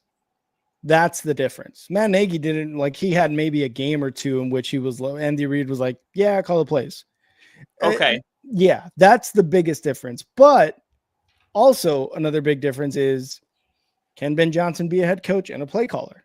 That is yet to be seen. That is why I believe, a healthy skepticism about how this year is going to go. Because like everybody in the NFL, Twitter, X, whatever says, like the Bears have won the offseason 3 years in a row, but they can't win double-digit games in the regular season. That's why I'm so highly critical of them, is because it's like, did you win the offseason if it doesn't translate? Exactly. They've been offseason champs 3 years in a row, and for 2 of those years, they have shown none of that. You know what I mean? Like none of that winning the offseason. So again, for the NFC North, I've got 0 teams. The Lions have taken a huge hit in terms of coordinators. But I still see a lot of potential in the Lions. Like they're going to be a playoff team in my eyes, really, at the end of the day. The Bears? No, the Lions. I think they're still going to be a playoff team. I just don't know how much of that is going to be due to the coordinators and how much of that is going to be credited to the will of Jared Goff in this offense, like willing them into games. You know what I mean? Like, and Dan Campbell as well. The culture's there. The head coach is there. A lot of the key players are there. It's just, how can you bounce back from losing 2 of your coordinators, your offensive and defensive coordinator? Probably still going to be a playoff team, probably still going to win double-digit wins. I have to take a look at their schedule really to kind of say that confidently. But just off the cuff, I think they will win double-digit games. I just don't know if they're going to have enough to get to the Super Bowl at the end of the day. Let's go to the NFC West. And I'm going to go take a leak. Be right back. Okay. The NFC West, we got the Seahawks, the Cardinals, the Rams, and the 49ers. you guys know, and I'm gonna save this for Rick. I think the Rams can go to the Super Bowl. I really do. So I'm gonna wait on that one. Let's go Cardinals, okay? Because the Cardinals are a team that I feel like most people don't know where to put them. Like, are they supposed to be good? Are they going to make that jump? What's going on with Kyler Murray? How do we feel about him? He was injured and then came back and had another injury. And then last year he played a full season for the first time in a long time. But I don't know if did he miss the first 4 games or something like that? I can't even remember. So that tells you right there that they just haven't been memorable. They were 8-9 last year, led the division mid-season at 6-4. 6-4 was good enough to be on top of that division. Of course, that was because the 49ers were struggling and the Seahawks and the Rams were not too far behind. All of the division was about 6-4 or 5-5 mid-season. So it was a tight race. They had a top 11 offense in scoring yardage. Trey McBride, he's really, they struck gold with Trey McBride. Marvin Harrison Jr. was like the highest graded rookie wide receiver ever. They did upgrade their defense with Josh Sweat, Dalvin Tomlinson, Walter Nolan, Will Johnson. Jonathan Gannon's staff continues to actually form chemistry with the players. So they're building a culture. The Cardinals, I was just saying, they were leading their division mid-season last year at 6-4, and they had a top 11 offense. They have a really easy schedule. They're probably going to start 2-0, and people are going to be super high on the Cardinals right away. Yeah. That's the Cardinals, man. They start pretty good. Mm-hmm. I mean, I remember not too long ago them starting 6-0, and then they just collapsed mid-season. But they start with the Saints and Panthers. So those are like good kind of get your footing games before they play the 49ers week 3. Yeah. I feel like this right now, I feel like there's 2 teams that could do it. And I think we have the same teams in mind. I'm going to say 49ers and Rams. Yes. Yeah. Those are my 2 teams. And even more than that, the Rams are my prediction for the NFC. That's right. Yeah. The NFC Super Bowl team, I think, is going to be the Rams this year. I'm feeling it. I'm feeling the vibes. Did you know that there was a player, and I put it in my notes and I lost it, and it's on my phone, which is my camera, so I can't get it. But there was a player that retired from football because he went up against Jared Verse, and he was like, dude, his hands were so strong that he just threw me like a rag doll. I think it was the Lions center. Because of Jared Verse. I'm looking this up right now. Yeah, it was on the Rich Eisen show. Terran Armstead, a retired NFL left tackle, jokingly stated that Jared Verse's playing style made it easier for him to retire. That's true.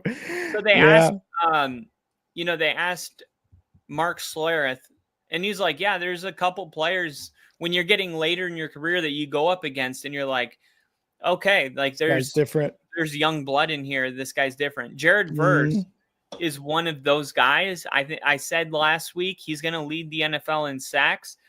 Jared Verse is going to take the league by storm. Defensive Player of the Year potentially. Brendan Fisk is going to be stellar. The defense is going to kind of hold up their end of the bargain and remind you, Puka Nacua beat Justin Jefferson and Jamar Chase, all of these guys, in leading the NFL in receiving yards for a rookie. Nobody has had more success than Puka Nacua, and you see the type of catches he's making at camp. He struggled staying healthy last year. This year, he's going into the league fully healthy. They brought over Devontae Adams. I mean, that is crazy that they were able to land Devontae Adams. I feel like the Rams are going to be one of those, like, they could win the Super Bowl and Matthew Stafford retires off into the sunset. You have to ask yourself, would Stafford have come back if he didn't believe this team had a shot? Right? Or would he have tried to get traded? Because remember, there was a contract situation with him where he was potentially like looking at other teams, and the Giants were on that list. And ultimately he decided he was going to stay with the Rams, and it was the right choice, because the 49ers I'm putting on there because of John Lynch and Kyle Shanahan and Christian McCaffrey. That's it. I'm like, I'm not going to rule them out with that. And but for the Rams, I think they have a real shot to win it all. Yeah, and again, we agree. I'm going Rams as well as the 49ers. Rams, Sean McVay. That's all you got to say. Those two words, Sean McVay. Like, and that's not even getting to Puka Nacua, to Jared Verse, Devontae Adams, and Stafford. Like, Sean McVay is one of those coaches where you give him a third round quarterback, and you're like, that guy might be a guy this year because of Sean McVay, similar to what we think about with Kevin O'Connell and JJ McCarthy. They moved on from Sam Darnold because they know that Kevin O'Connell can make JJ McCarthy into a guy because of how good of a coach he is. And Sean McVay has proved that. Hey, look, I went to the Super Bowl with Jared Goff, and guess what? I don't think we can win it with him. Let's bring in Stafford. And guess what? First year, we won it. Now, he is blessed and lucky to have a lot of good guys during that win, right? Like, so Sean McVay alone is like, okay, I think we can do this. And we saw what he was able to do with a team that was not expected to do much last year. Yeah, they had Cooper Kupp. Yeah, they had Puka Nacua. But like you said, injuries did hamper them a bit. And even the year prior to that, Stafford was having injuries himself, and you had some guy who was like at quarterback. You were like, who the fuck is that? So, and Sean McVay was still able to do that. Now for the 49ers, God, why am I forgetting this? Shanahan, what's his first name? I forget his first name.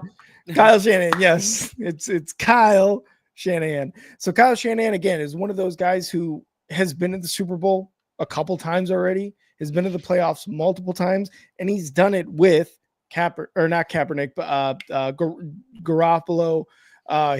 He had Trey Lance for a little bit there, and then he finally settled on Purdy, who just got paid.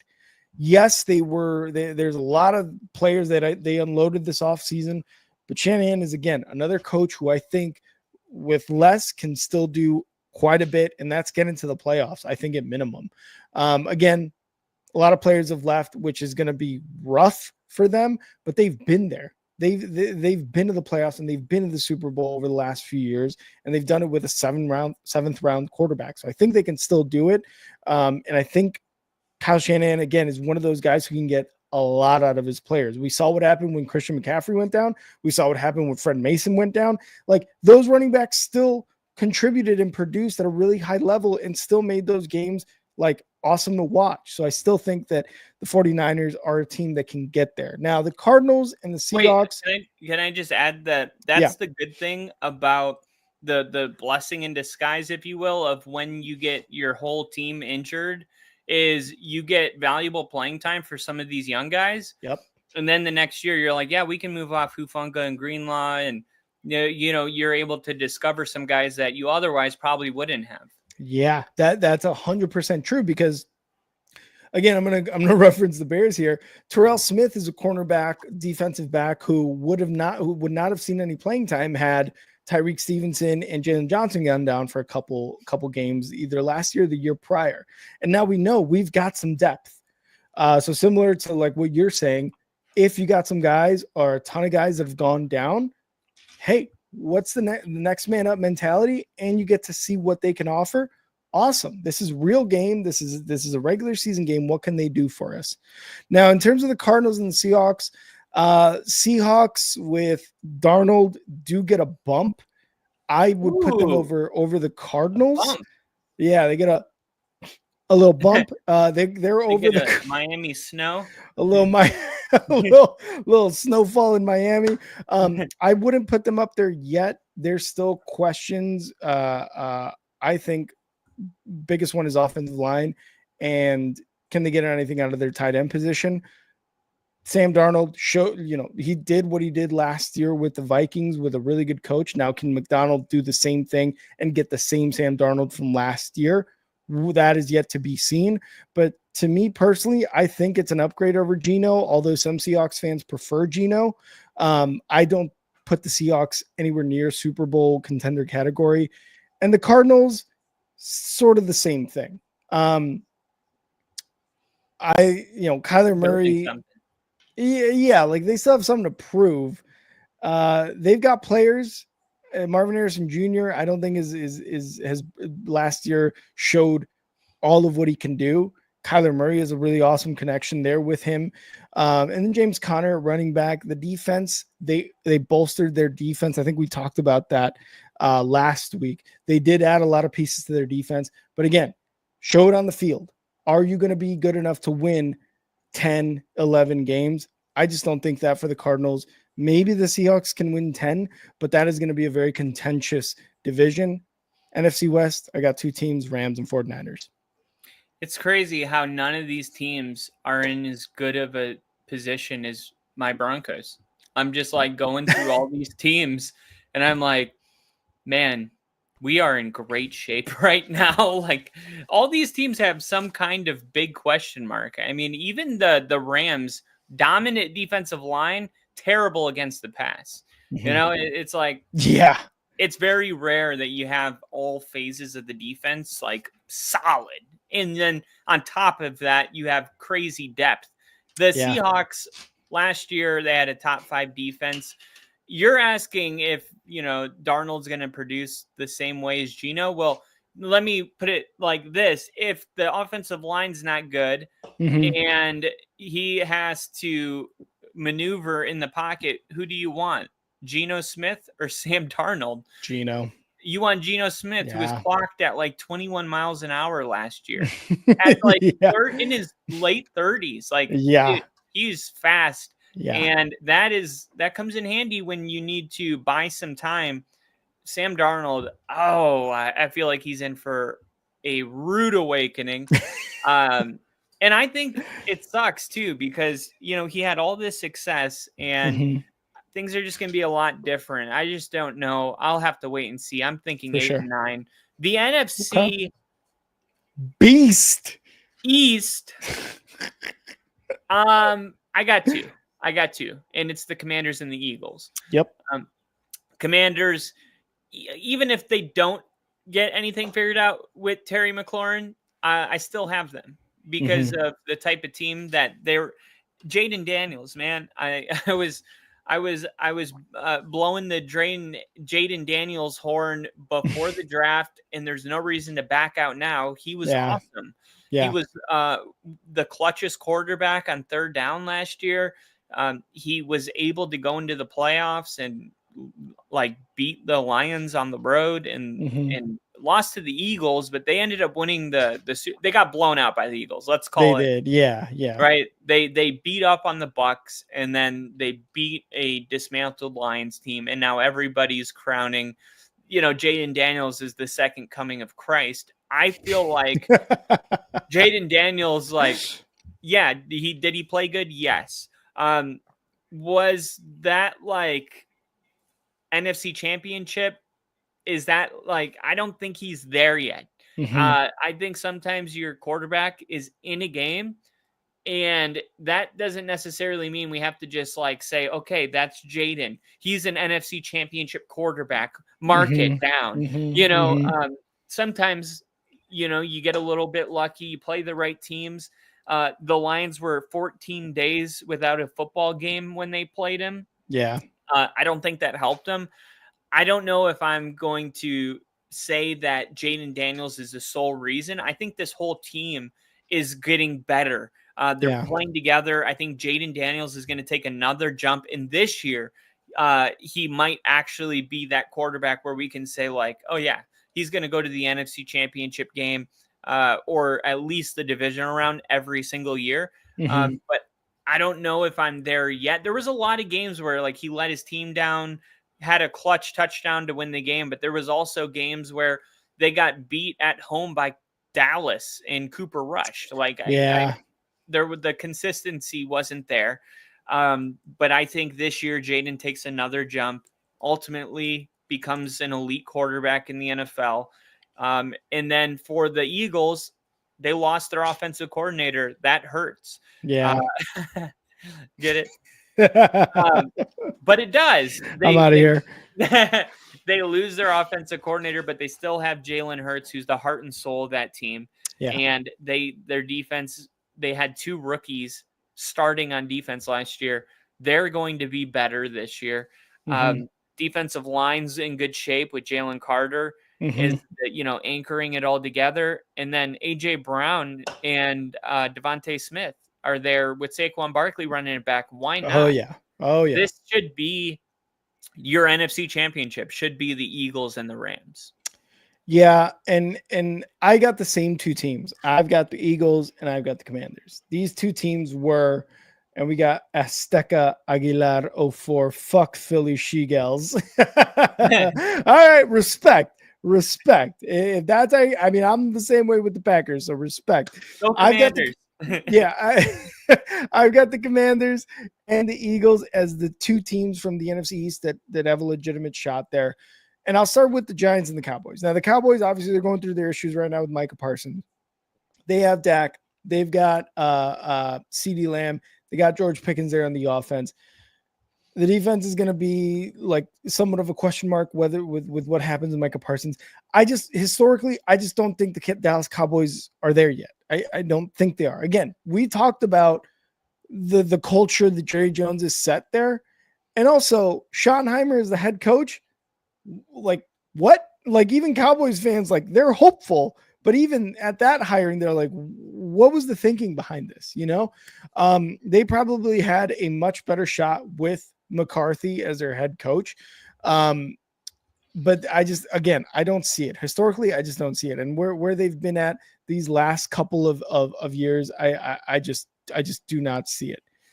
NFC East title will come down to Cowboys or Eagles. Commanders struggled against our backups last year. We literally just mentioned that too. We had just talked about Cooper Rush. But I still think the Commanders are still a very, very good team, regardless of what happened last year, Azteca. So I see what you're saying, but I think they're going to be very, very good. The Eagles. I think the Eagles had their backup quarterback in, which was it Marcus Mariota last year? Yeah, I think so. Dan Quinn. He looked great. He came in and he looked good. Azteca, are you I'm assuming you're a Cowboys fan or Eagles fan? Because did the Commanders play the backups? I know that they played Cooper Rush and the Cowboys, but did they play the backups for?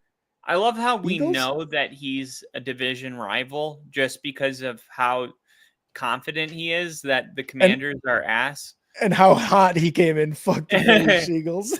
We're like, oh, yeah. I know what's happening. I see what's happening here. You're face to face with greatness, and it seems you don't even know how to feel. It's adorable. I love it.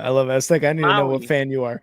And you need to keep coming back. But Giants, Bill, we love you forever. We will always love you.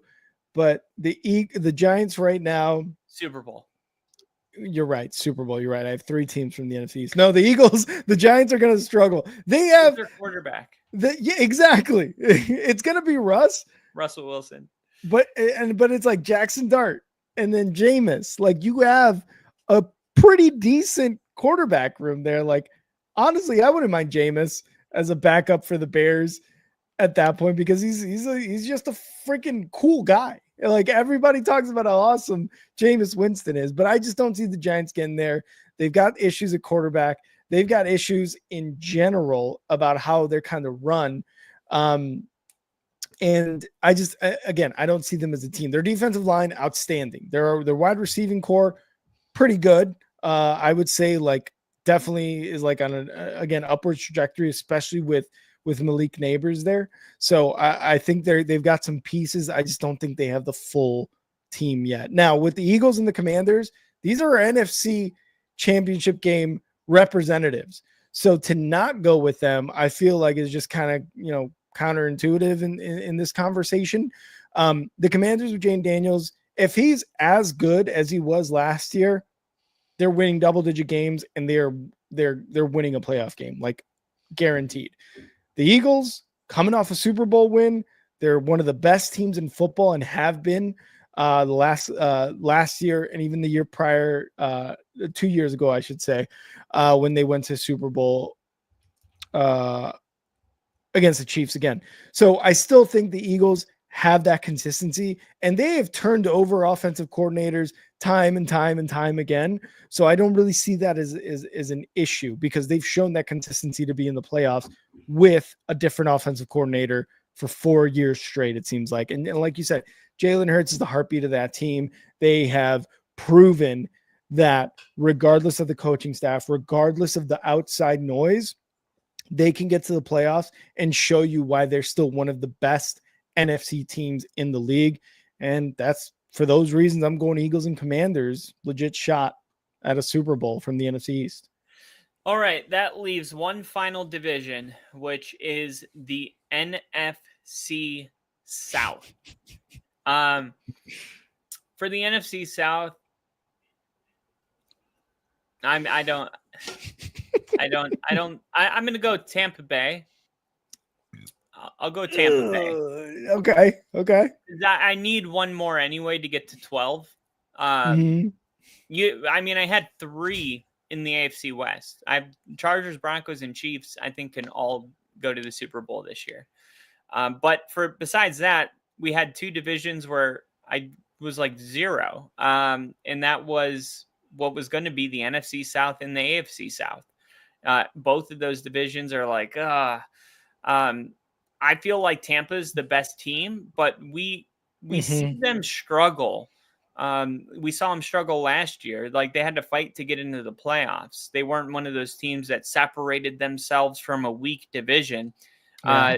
They were kind of going back and forth with a Falcons team that was so bad they had to bench a quarterback they spent like $180 million on. And that's the team that was neck and neck with them.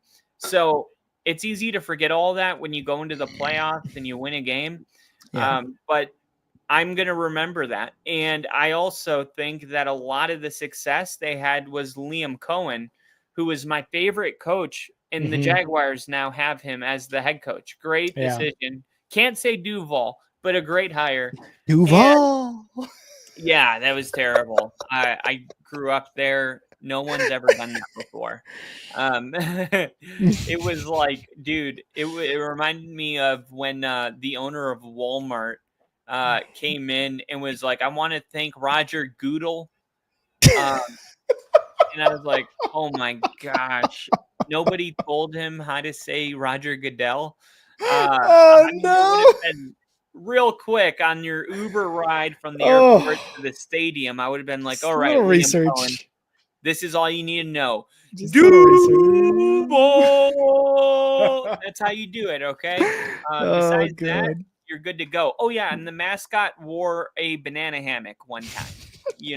Maybe throw that in there at some point. And there was a kid who got his head stuck in the Jaguar outside the stadium that one year. So yeah, that happened. I forgot about that. Yeah. But the Saints are in a total rebuild. They are in cap hell. They have no quarterback answer. They drafted. We'll see what happens. They're going to probably be like a number 1, number 2 overall pick. The Falcons with Penix, like I said, 7-8 wins. They got a talented team, but this is also Kyle Pitts is like final year to show that he can be good. And it's like every year somebody that's drafting fantasy football is like, I shouldn't, but I'm going to do it.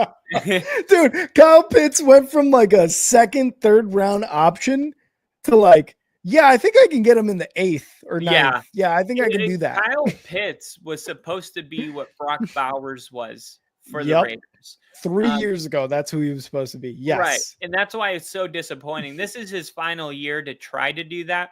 I still like, having Darnell Mooney and Drake London on the same field with Kyle Pitts. Like, on paper, they should be good. And Bijan Robinson is a beast. So yeah. I like the team. I have question marks about the coaching, and I always have. I don't like Raheem Morris. I don't think they have a culture. Besides, swag and surf, that's all they got, I think if they get the right coach in there, that they would be a playoff team. And, but I don't think they do. The Carolina Panthers, I'm picking to win the division. Bryce Young was incredible. Wow. And when he came off from being benched and he hit puberty and grew like 10 years worth of experience. When you go through some shit in life and you're like, dude, you're different. Yeah. I grew up. He's the most experienced young kid in the NFL. He's been the number 1 overall pick expectations. He's been benched. He's been revived. This is the new Bryce Young. Their receiving core is ridiculous because they kept using first-round draft picks on receivers. Question marks on defense, but they were able to bring a lot of pieces in to try to beef up the defense and get them at least mediocre. But offensively, I think that this is a team that may be top 5 in scoring. And for that reason, I think the Panthers win the division. I just don't have a Super Bowl contender in this division. Yeah, me neither. And honestly, I picked the Bucs to win this division. And if you guys haven't seen the NFC South division predictions, make sure that was our last week's episode. So go check that out. But even the Bucs winning the division, can they win a wild card playoff? Yeah, they can, right? I just don't know if they have the team to get to the Super Bowl. With Brady, it was just completely different. And a lot of the guys from that Brady Super Bowl with the Bucs are still there. Obviously, they're a little bit older, but I just don't know. I just don't think that they're there. I love Baker. I think Baker is a legitimate quarterback that should be considered in the top 10. Because he's just done really, really well after his time in Carolina and LA. He showed that I'm still a good quarterback, even after the Browns dismissed him. I just don't know if they have the full team and the full staff culture, that combination. It's not there. Now the Saints, like you said, complete rebuild, not even considering them. And Esteka is laughing at you're winning the NFC South for the Panthers. You'd be surprised. Do the research though, Esteka. We talked about this last week. The Panthers showed some signs last year. And what you were talking about with Bryce Young and Canales as the head coach, that pairing seems to have worked well, and the benching seemed to have really helped Bryce Young. So they have a really good shot at a winning record this year. But the Falcons, I got them second in the division after the Bucs. They still have Penix still has to prove that he's a quarterback that can lead the team. We talked about this last year, and you just talked about it right now. He had some really good games, and it seemed okay, I think you had a really good pick here with Penix, given the Kirk Cousins situation now with the Achilles and all that, and his subpar play last year. But I just don't see any team from this division having a actual legit shot at the Super Bowl. So we agree on that one for sure. All right. And that leads us now to our AFC South predictions. Let's do it. It's going to be crazy. It's going to be insane. It's going to be legendary. And if you're not super stoked about us breaking down this division, you may just need to I wish I were high on pot news. I wish I was high on pot news. You might need some pot news to get through it.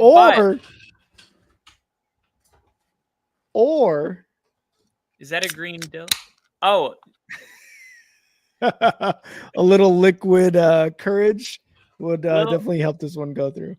That's what Colts fans are going to need. I'm going to start with the Colts because real quick. Sorry. Yeah.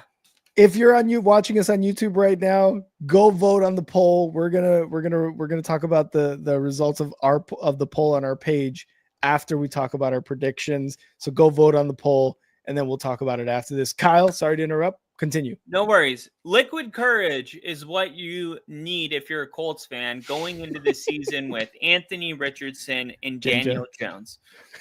I feel like at no point is that acceptable. Like if I'm a front office, I feel like I can't do that to my fans. Like how do I say that Anthony Richardson and Daniel Jones is good enough for us to go in and have a real shot? Yep. It's like you can't sell that. Mm-mm. And if you can't sell that, then you have to do something else. You have to pivot. You have to sell hope every year. I had 10 to 15 quarterbacks post Manning. Every year I had a reason to believe, whether it was Case Keenum coming off the Minneapolis Miracle, or Joe Flacco in his prime, but Lamar, took his job, or Teddy Bridgewater, is going to stabilize because we're going to win because of our defense. Like, as stupid as it sounds in hindsight, you have to give the fans that. And I feel like the Colts are like, no, you're getting Anthony Richardson and Daniel Jones, and you're going to like it. And you're going to love it. Yeah. You're going to love it. Look, the quarterback battle between Anthony Richardson and Jones is the storyline of the team. Richardson, athletic as hell. He can make the most insane throws, but then he misses the checkdowns, ball security issues, injury history dating all the way back to high school. Yeah. And then Daniel Jones, turnover prone. The 1 year that he wasn't, and they went to the playoffs and beat the Vikings, that was like all the way till week 13. Brian Dable wasn't letting Daniel Jones throw the ball. Like, they were just running it with Saquon.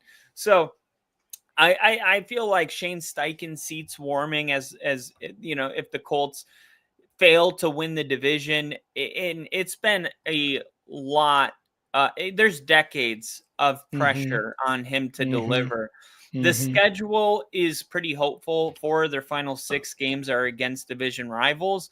So they could, have a chance to control their own destiny late in the season. They bring in a new defensive coordinator, Lou Anumero, who inherits a decent defense. I mean, they got Latu, who was not supposed to be on the board last year, but because of the run on quarterbacks, there were players available. I think he was the first defensive player off the board. Yep. So they have some guys there to step up and make this defense respectable. But if you're going into the season with Anthony, and I also have to say the bright spot is that it's easy to forget, but Jonathan Taylor ran for 1,400 yards last year. Like, he missed 3 games. Yeah.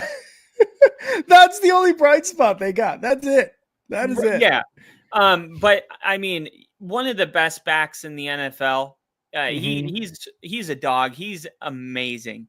He's going to be a Pro Bowler. They're going to have to lean on him more than they should because of the position they're putting him in. But this is a 10-year division drought at this point, and I don't expect it to break. Do you want to go Colts, or do you want to do it like? Yeah, let's do it that way. I'm cool with that way. The Colts, yeah, dude, same thing. This is very much super bad. It was between McLovin and Muhammad. Why the hell is it between that and Muhammad? Why is it between Daniel Jones and Anthony Richardson? Right? Like bringing in Daniel Jones was just like, let's bring in a veteran for Anthony Richardson, because like you said at the very beginning, Anthony Richardson has like raw strength, raw talent, and it sucks because these past 2 years he's played 15 games, I think, because of injuries. And when he does play these games, he can't do a 7-yard out. He can't complete a pass. He can't, like you said, he can't get it to the check down guy. Like, why? What? Like, that is just fundamental quarterback football right there. So, and between him and Daniel Jones, we've seen Daniel Jones with the Giants. We've seen what he can do, and we've seen a lot of what he can't do. And that's just win games, take over games, be the guy that you need him to be, the captain of the football team, to put it plainly, right? Like, he just can't be that guy. So it sucks to have these two guys in the room, and have to pick between one of them to lead your team next year. Now the Colts, I've got the Colts last. I've got the Colts at number 4 in the division. Again, and we'll talk about the rest of the 3 teams here in a bit, but I just do not see a world where the Colts are above 4th in the division in the AFC South. Jinja, I'm sorry.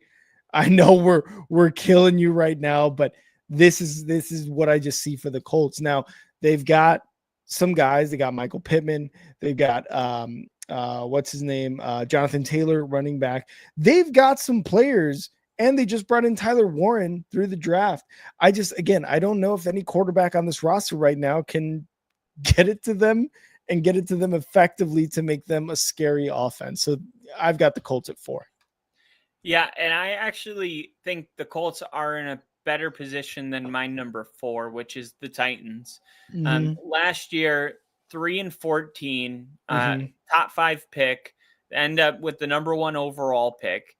And, they decide they're going to draft Cam Ward, who was the best quarterback in the draft. Yeah, that's not saying much either. If he was in last year's draft, I think he would have been the 6th or 7th quarterback taken. Probably I think he would have been the 6th, because everyone had Bo Nix as a second rounder. Yeah, so yeah. I don't know if it could get any worse than that, but I don't know if he's getting selected number 1 overall. Yeah. So we'll have to wait and see. But the roster is pretty weak. They fired the general manager. So you're trying to create a new culture with the rookie quarterback as the centerpiece, and his first game is at Denver. I mean, it's going to be rough. They could break him week 1, and we'll see how he comes back. I mean, he had a good season in Miami, 39 touchdowns, 4,313 yards passing, but this isn't college. This is different. And they got Brian Callahan, who's going to be his quarterback guru. You got Tony Pollard, Calvin Ridley, a great route runner, one of the best in the league. Those are that's the big 3 right now. Tony Pollard, Calvin Ridley, and Ward. That's not a great big 3. No. Tony Pollard's glory days have been behind him for 3 years. And then Calvin Ridley's amazing if you can get him the ball, and we don't know yet. So the defense the offense is a liability. The defense is more of a liability, in my point. I mean, they have no standout players. If I told you to tell me the best player on the defensive side of the ball, you'd probably say L'Jarius Sneed. I think the corner from the Chiefs that they traded for last year. Sneed, Callahan's experience with quarterbacks is a point towards Ward, developing as a good quarterback. But the Titans face a pretty brutal schedule. They're playing, obviously they play each rival twice, but they have no primetime games, which usually reflects from the league low expectations. No, most people are going to forecast them at like 6 or 7 wins. They're going to win like 4 or 5, I think. I have them like at least with the Colts. Yeah, we know that they can string together 7 wins. They've been doing it every year. I mean, that's just the Colts aren't going to bottom out like that. The Titans might.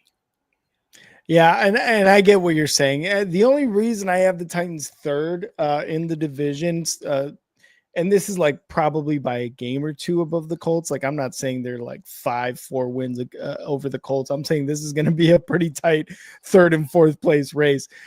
Is the idea that Cameron Ward can come in and be like a Jane Daniels, a Bo Nix of last year, like a spark that gives the Titans and that entire organization hope that they can, that they're moving in the right direction. So that's the only reason, is like Cam Ward is actually a question mark, but being the number 1 overall pick, I think gives a person some wiggle room in terms of like, oh, I think he can be good, or he can be a bust, right? Like, he can be really damn good, or he can be just a freaking Jamarcus Russell type of player where it's like, hey, I want you to go watch this tape. Okay, cool. Yeah, I watched the tape. It was good stuff. That was a blank tape. Like, what? Like, that's what, like, that is the highs and lows that you can be as a number 1 overall pick. And they've got some players. I'm not saying that their roster is amazing. When Tony Pollard is your running back and Calvin Ridley is your number 1, there's a lot of room for improvement there. And they just got rid of Treylon Burks, which we talked about on last week's episode. But there's a lot of room for improvement there. Again, I don't think this team is going to be above 8 wins, above 7 wins even, but I think there is going to be like some games where Cam Ward is, you're watching the games with Titans and you see Cam Ward do some stuff and you're like, okay, this is better than Will Levis. They're moving in the right direction, hopefully, right? So I've got the Titans 3rd, you've got them 4th. We got the Colts and the Titans swapped so far. Okay, so let's go to the Jaguars, because the Jaguars, I think they're going to be good. Okay. Now, we did see them go to the playoffs 2 years ago, and they even beat the Chargers at home because they won their division. Yeah. And then the next year they started 8-3. Remember, they lost their final 4, the final one being the Titans, to miss the playoffs. And then last year was like a disaster and they fired their head coach. But we have to remember, like, the Jaguars aren't that far removed from being relevant. And I think Liam Cohen is going to be the real deal. I'm going to let you go first, because I keep taking all of the points and then handing it to you. Oh, so good. Give me your expectations on Jacksonville first. So the Jags, I have actually got them 2nd in the division.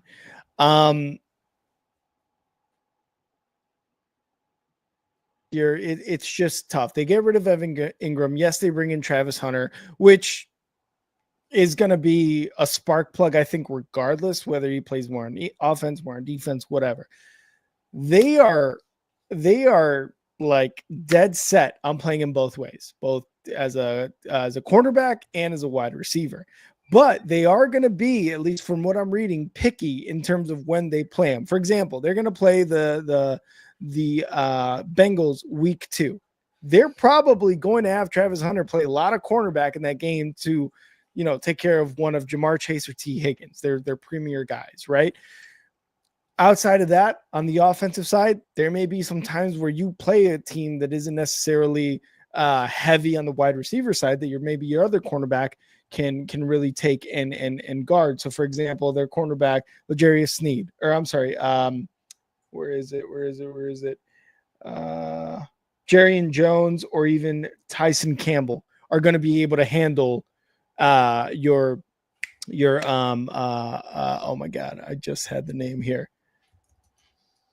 Your Tyler Lockett's and your Calvin Ridleys when they play a division game against Tennessee. But if you're playing against Jamar Chase and T. Higgins, you're going to want your premier guy, Travis Hunter, on one of those guys to do the best that they can. Now, again, with the Jags, they had a rough season last year. They had just paid Trevor Lawrence, and it was a very subpar year. But again, Trevor Lawrence has shown signs of being damn near borderline MVP type of quarterback. So that's what they're banking on. Bringing in Liam Cohen, kind of getting rid of your GM. Shad Khan is definitely going for a culture change, and he wants a winning culture in this facility. And those are the type of moves that you make when you want to flip the narrative on your team. You pay your quarterback. You had a shitty year, and you trade up in the draft to bring in a premier player like Travis Hunter. You get one of the better offensive minds out there who just helped Baker Mayfield and the Tampa Bay Bucks put up awesome numbers and get them into the playoffs. That's the type of moves you make as an owner to really flip that culture narrative. Now, their defense, they've got a pretty damn good defense. Josh Hines Allen, sorry, got to make that distinction. Trayvon Walker on the end there. Where's their, oh my God, their linebacker that I really like? Devin Lloyd on the defensive side. That's who it was. I couldn't remember his name. But they've got some players, man. Like the Jacksonville Jaguars for 3-4 years with Trevor Lawrence have had some players. They just have not been able to put it together outside of that 1 year where they beat the Chargers in that wild card playoff. But at the end of the day, I still got them second in the division because the team that we're going to talk about in a bit has been in the playoffs 2 years in a row, and their quarterback has so far been much better. But Kyle, take it over to you for the Jaguars. Yeah, for the Jaguars, I think they're going to be one of the top teams. I think that they're going to be back on the map. If you've been watching like any of the footage coming out of Jacksonville, it's all about Travis Hunter. Nobody can guard him. Like he translated it, like he's going against NFL players. They can't guard him. He's going to be a problem. And Trevor Lawrence is lucky because he's going to be able to. Travis Hunter is going to be so involved in this offense. It's going to be a lot more than we thought when we were predicting. Okay, how are they going to use him? They're going to use him a lot. That's the answer. You look at even last year, like they had an 0-4 start. By week 13 with Denver's win over Cleveland, they were eliminated from the playoffs. They secured a losing record by week 11. That's how bad they were. But like week 1, they lose by 3 to the Dolphins. Week 2, they lose by 5 to the Browns. They lose by 3 to the Colts, 34-37. They lose by 4 to the Texans. They lose pretty bad to the Bears. They beat the Patriots really bad. They lose by 3 to the Packers with a last-second field goal by McManus. They lose by 5 to the Eagles. They lose 7-12 to the Vikings. Blown out by the Lions. But at that point in the season, they were eliminated. Their heart was ripped out of their chest. They move on to lose by 3 to the Texans and beat the Titans, and then lose by 7 to the Jets. The amount, lose by 5 to the Raiders, 7 to the Titans, 3 to the Colts. All of their games were within a score, besides like 3. I mean, that tells me a lot.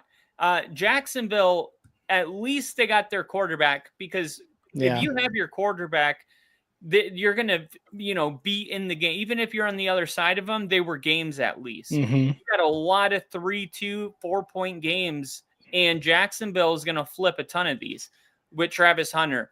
I think their coach is going to come in and they're going to have this offense rolling.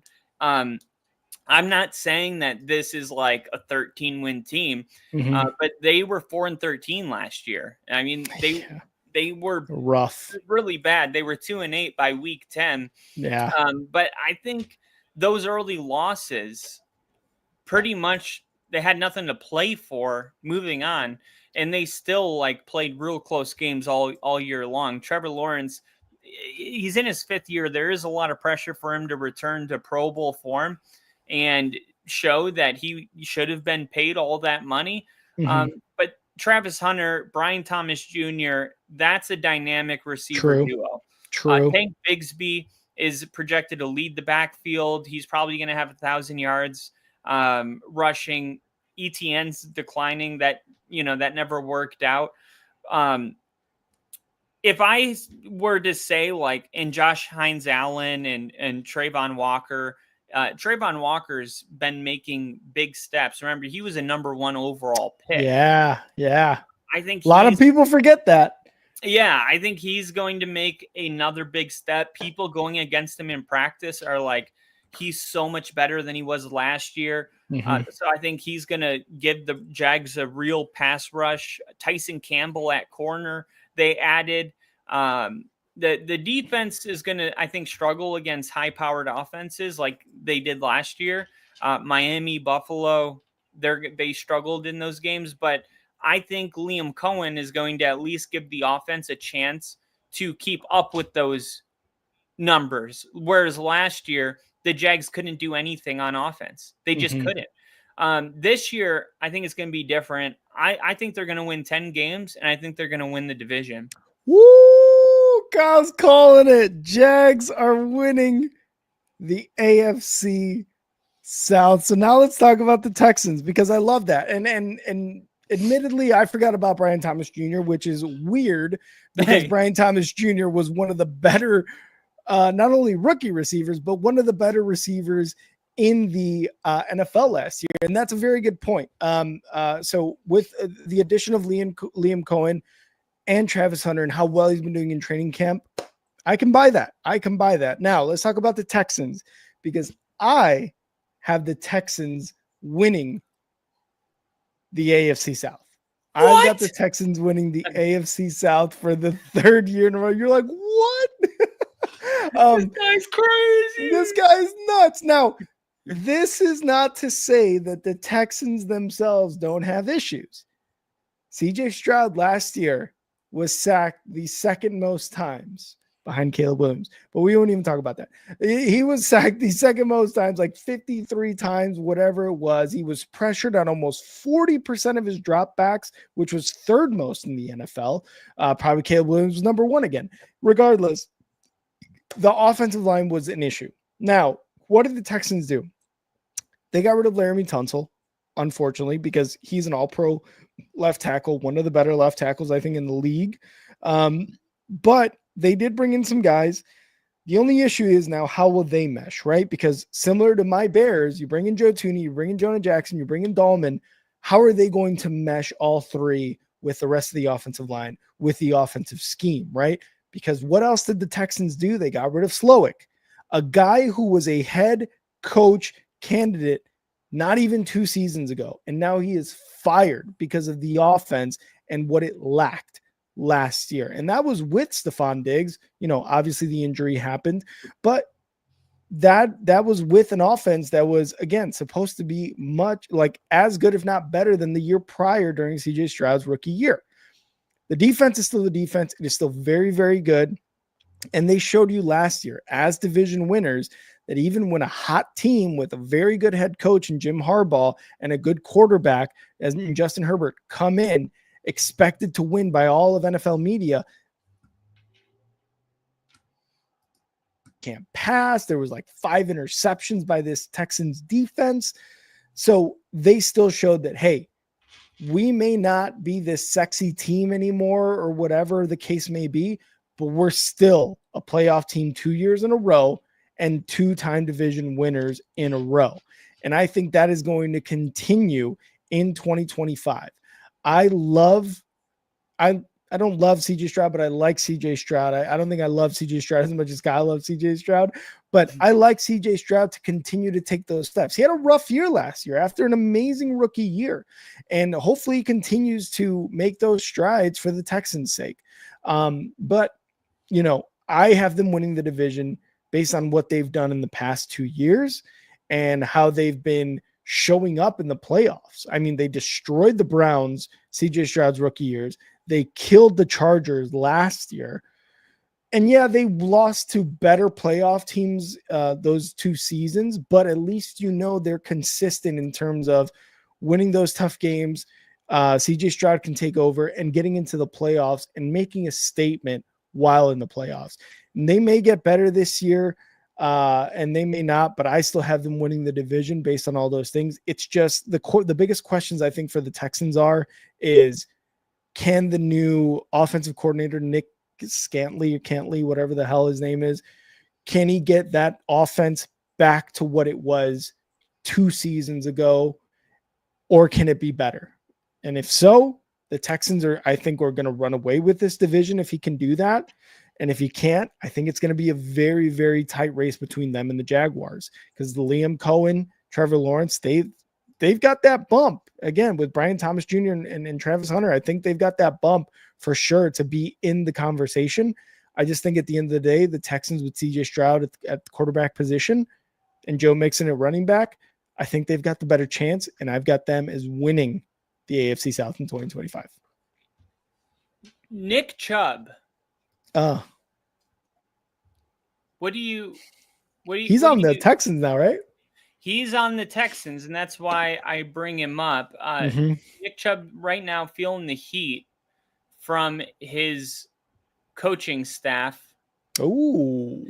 And I'm hearing some stuff about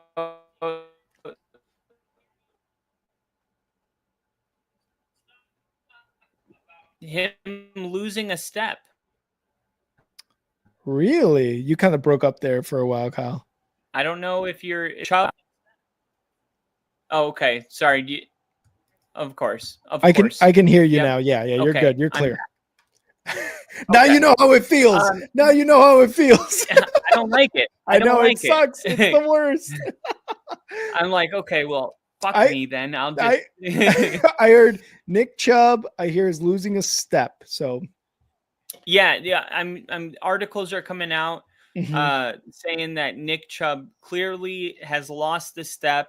I'm seeing other videos of him when he was a free agent working out, and he looks awesome. Yeah. I don't really know it would be Javonte Williams had a very similar injury where you tear all three parts of the knee ligament. Oof. It's a brutal injury. It's a career-ending injury. For Javonte Williams, did he come back and play? Yes. Is he still on the team now? Right. He's with Dallas now, averaging like 3.8 yards a carry, something like that. He just never got back to where he was. And we had to draft a running back. Yeah. Nick Chubb is kind of, luckily they're not asking him to carry the load because they have, Mixon over there. The defense is going to be elite. This is the only defense that is on Denver's level this year. This defense is going to be nasty. They were really good last year. They added Travarius Ward, Cam Bynum. They already were the best passing defense in the league. Derek Stingley Jr. Oh my God. Derek Stingley Jr. And of course, DeMeco Ryans, as a defensive player is going to have the defense right. Oh yeah. The question is, can the offense be as good as the defense? If so, we can talk about Super Bowl, but we can't with all the new linemen, right? We bring in Ed Ingram, Laken Tomlinson, Cam Robinson, Nick Chubb. These are all guys that they added to try to stabilize the offense. The defense is a strength, but the offense, Tank Dell, horrific injury last year. Yeah. That was like you had CJ Stroud crying on the field because of that injury. It was so bad. Yeah, Nico Collins was roughed up about it too. Yeah, because it's sad because Tank Dell broke his leg the year before. And he does all this work to come back, and then that happens. And it's like, oh my God, this kid can't catch a break. Yeah. My brother played high school football with, Quentin Hutchinson. His little brother, Xavier Hutchinson, was drafted 2 years ago. He's been getting more involved in the offense. So they have some depth there. The Texans, they've won this division 2 years in a row. Now they're the favorite, and rightfully so. Like, it's their crown to hold until one of these other teams proves to be worthy. And also, like, the combination of Will Anderson Jr. and Danielle Hunter. Yeah. And Derek Stingley Jr. Like, it's that's not even fair sometimes. Yeah. Like, that's why I got Denver and Houston and then, like, the other NFL teams after. It's like 1A and 1B because of the depth. Usually you can't have that many stars on one side of the field. And the Houston Texans have found a way to do it. If they can keep their teams from scoring 20 points a game, I think CJ Stroud can get him over the hump. I think the Texans and the Jags are both going to go 10-7, but the Jaguars I think it comes down to the tiebreaker. And that's really what I'm feeling this year. And what's funny is November 9th is the last time the Jags and Texans play. That's it. They play September 21st, and then they play November 9th, and then they go on to play 8 more games after. Wow. So those two are going to be big. Those are going to be huge games. The November 9th game is a noon game, and so is September 21. So while it might just seem like a regular Sunday afternoon, game, these are going to have huge playoff implications because these teams won't control their own destiny after this. If one of them will need one of them to lose, and they'll be cheering on the other. It's going to be a 2-man race, the way I see it. I feel like the nod to Houston would be the responsible thing for me to do. Yeah. But losing, the offensive lineman the Commanders, we didn't even talk about that. The Commanders were able to get Laramie Tunsil. Yeah. And this offensive line struggled last year. Right? The offensive line, they say it's been rebuilt. We hear that every offseason by every team that has a bad offensive line. Bears. Right? The Bears, in their case, they actually did rebuild it. Other teams, though, that don't invest massive money and they just put new hats on new guys, that is like, we'll have to wait and see. But the defense is going to be great. I think the win total, they won 10 last year. I think they win 10 again with a better defense and a slightly worse offense. And I was going to ask you too, like, how close is this race? Because like I said, like the Texans and Jaguars to me are, this is, like you said, a 2-man race.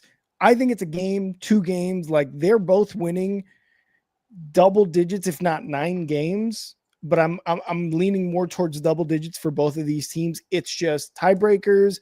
Do you win the extra game to make you 12-5 instead of 11-6?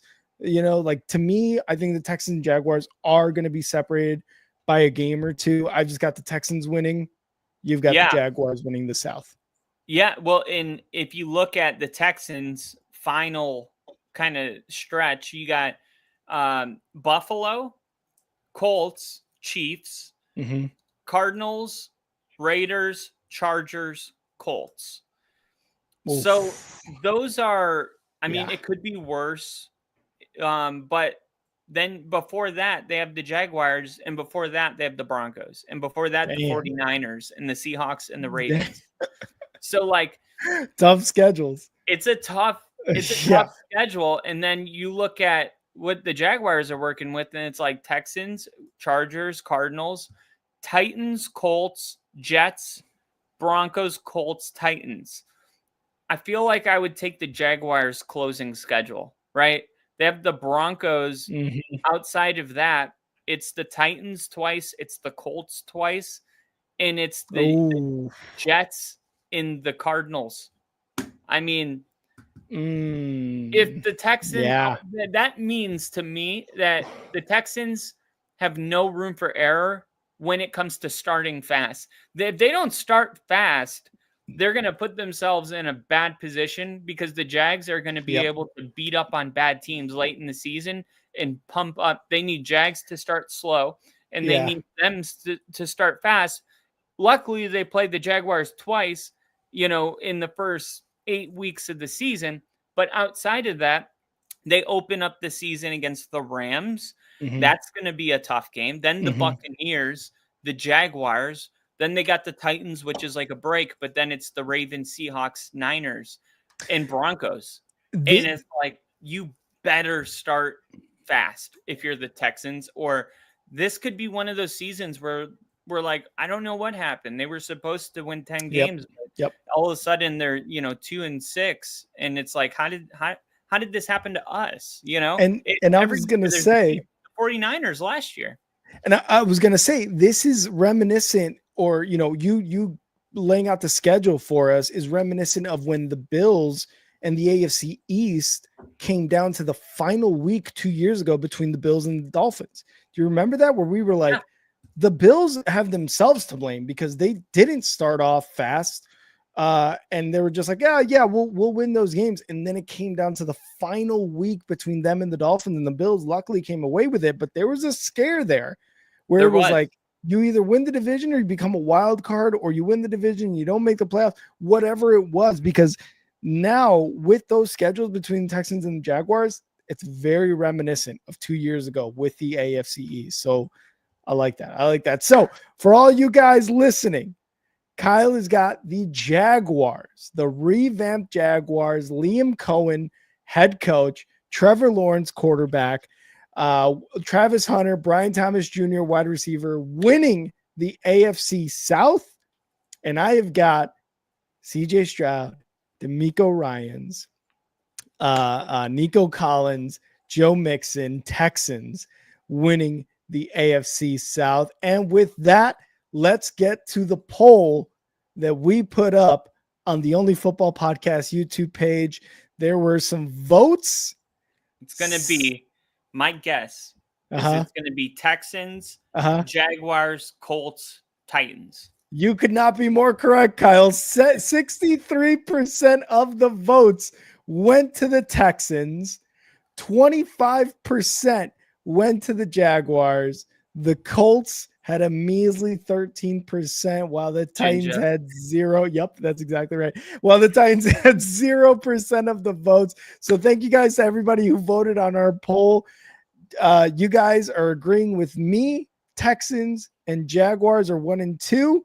But I had a slightly different 3 and 4. I had the Titans and the Colts, while Kyle had the Jaguars winning, the Texans at 2, the Colts at 3, and the Titans at 4. Kid Cowboy, number 4 biggest choker in the league, tied for the worst playoff record in NFL history.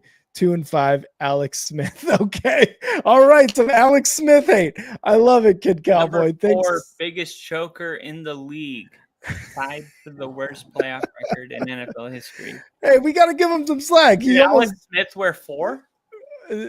No, he was just the 4th biggest choke in the league. I'm assuming he's got 3 other ones, but Alex Smith almost lost a leg. How dare you show him? Alex Smith was actually good. He was decent. I don't know if you remember when Jim Harbaugh took over the 49ers. He resurrected his career. Oh, 100%. Yeah. He took him to a Super Bowl. Mm-hmm. I mean, it was no, he didn't. Kaepernick. That was Kaepernick. But Alex Smith was on the team. Yeah, and then he started with him. And then Andy Reid and Alex Smith were like a real duo for 4 years. People forget KC. Before Mahomes, it was Alex Smith. And Alex Smith actually, Patrick didn't play his rookie year. He was on the bench being mentored by Alex Smith. The Chiefs clinched the playoffs. So Mahomes' first game was week 17 at Denver. And that was his first actual real-time like NFL game because it was meaningless. Mm-hmm. But Alex Smith had that division every single year. They won the West. Yeah. I was going to say, people do forget about Andy Reid and Alex Smith well before Patrick Mahomes kind of came on the scene. So how many years was Alex Smith with the Chiefs? I think it was like 7 years. It was a pretty long time. Yeah, I want to say like 4 or 5 years maybe. Because he was with them for all the Manning years too, though. 2013, 14, 15, 16, 17, 5 years. Yeah, 5 years. Because then 18. That was the Manning years, 13 and 14 and 15, and then 2 years after. Yeah, so, then they brought Mahomes in for sure. Mahomes in 2018. But yeah, I mean, Alex Smith I feel like he is a certified non-bust, in my opinion. I feel like he was a Jared Goff level quarterback. we just forgot because time's gone by. Yeah, I could see that. I would definitely have to do some research on, but Alex Smith was picked pretty high in the draft. I don't know. I don't think I'd label him a bust either, because we're talking about I was going to say his last year with the Chiefs, he threw 4,000 yards, 26 touchdowns, only 5 interceptions, 104 QB rating. Like, these are good numbers. Yeah. Yeah. For the worst record. I mean, worst record in the playoffs, maybe Cowboy, but overall, maybe not that bad, because I mean, let's be real. Like, if has Josh Allen made a Super Bowl? Has Lamar Jackson made a Super Bowl? Has Bo You know Nix what I mean? made a Super Bowl? Who? Bo Nix? Has Bo Nix made a Super Bowl? No, but these guys aren't busts, in my opinion. Like, there's just better guys sometimes. That's all it is. Mahomes doesn't help. Like, the greatest ever, arguably, replacing him. Like, that doesn't help. Like, if a shitty quarterback took over, easily forgettable. Alex Smith is easily forgettable after Mahomes came in. Exactly. Kyle. Is it time for the motherfucking?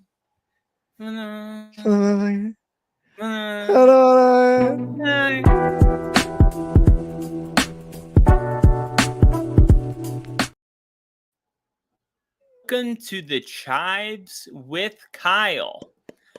The Cleveland Browns have named the 4th string QB on the Browns' first unofficial depth chart. Okay. Rick, Joe Flacco, Kenny Pickett, Shedeur Sanders, Dylan Gabriel. How do you think the unofficial depth chart looks right now?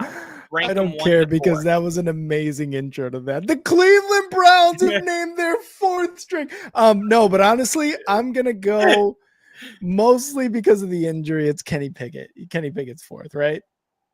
Kenny Pickett is 2nd. What? Kenny Pickett is 2nd. I'm taking my sunglasses off for that. What? Number 1's Joe Flacco. No surprise there. Yeah, okay. Yeah. Then you got Kenny Pickett, Dylan Gabriel 3rd, Shedeur Sanders 4th.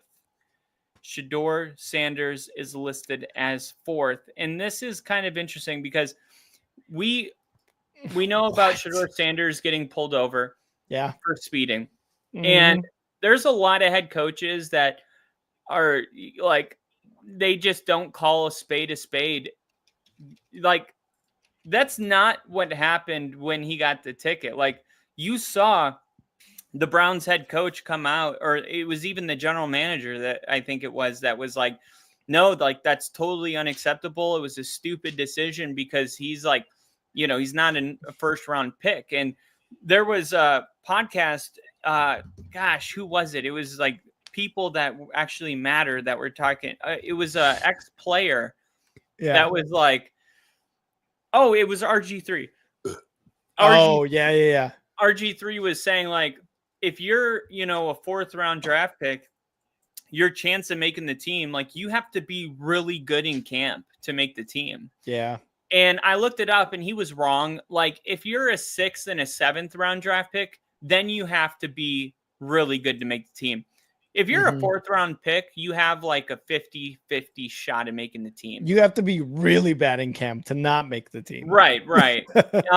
But that all to say that Shedeur Sanders, his name makes you feel like he's a lock to make the final roster, but he was a 5th round draft pick, you know, and here comes the unofficial depth chart, and Shedeur Sanders is dead last.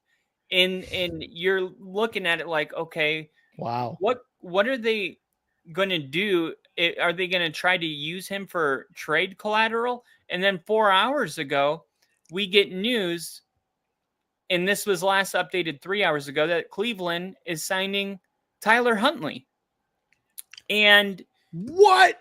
Yeah, they're trying to strengthen their quarterback roster. Now, there is a huge story in this that we don't have time to get into, but why would a team that has 4 quarterbacks 2 of them they just drafted. One of them's a vet, the other Kenny Pickett.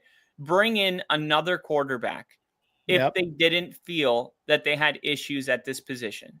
The team's preparing for preseason games, and they feel like out of all 4 of these quarterbacks, which is 1 or 2 more than most teams have in the first place, they needed to add a 5th in order to, I mean, I'm just going to say it. That has to mean that they feel like all around, like all these quarterbacks are pretty bad.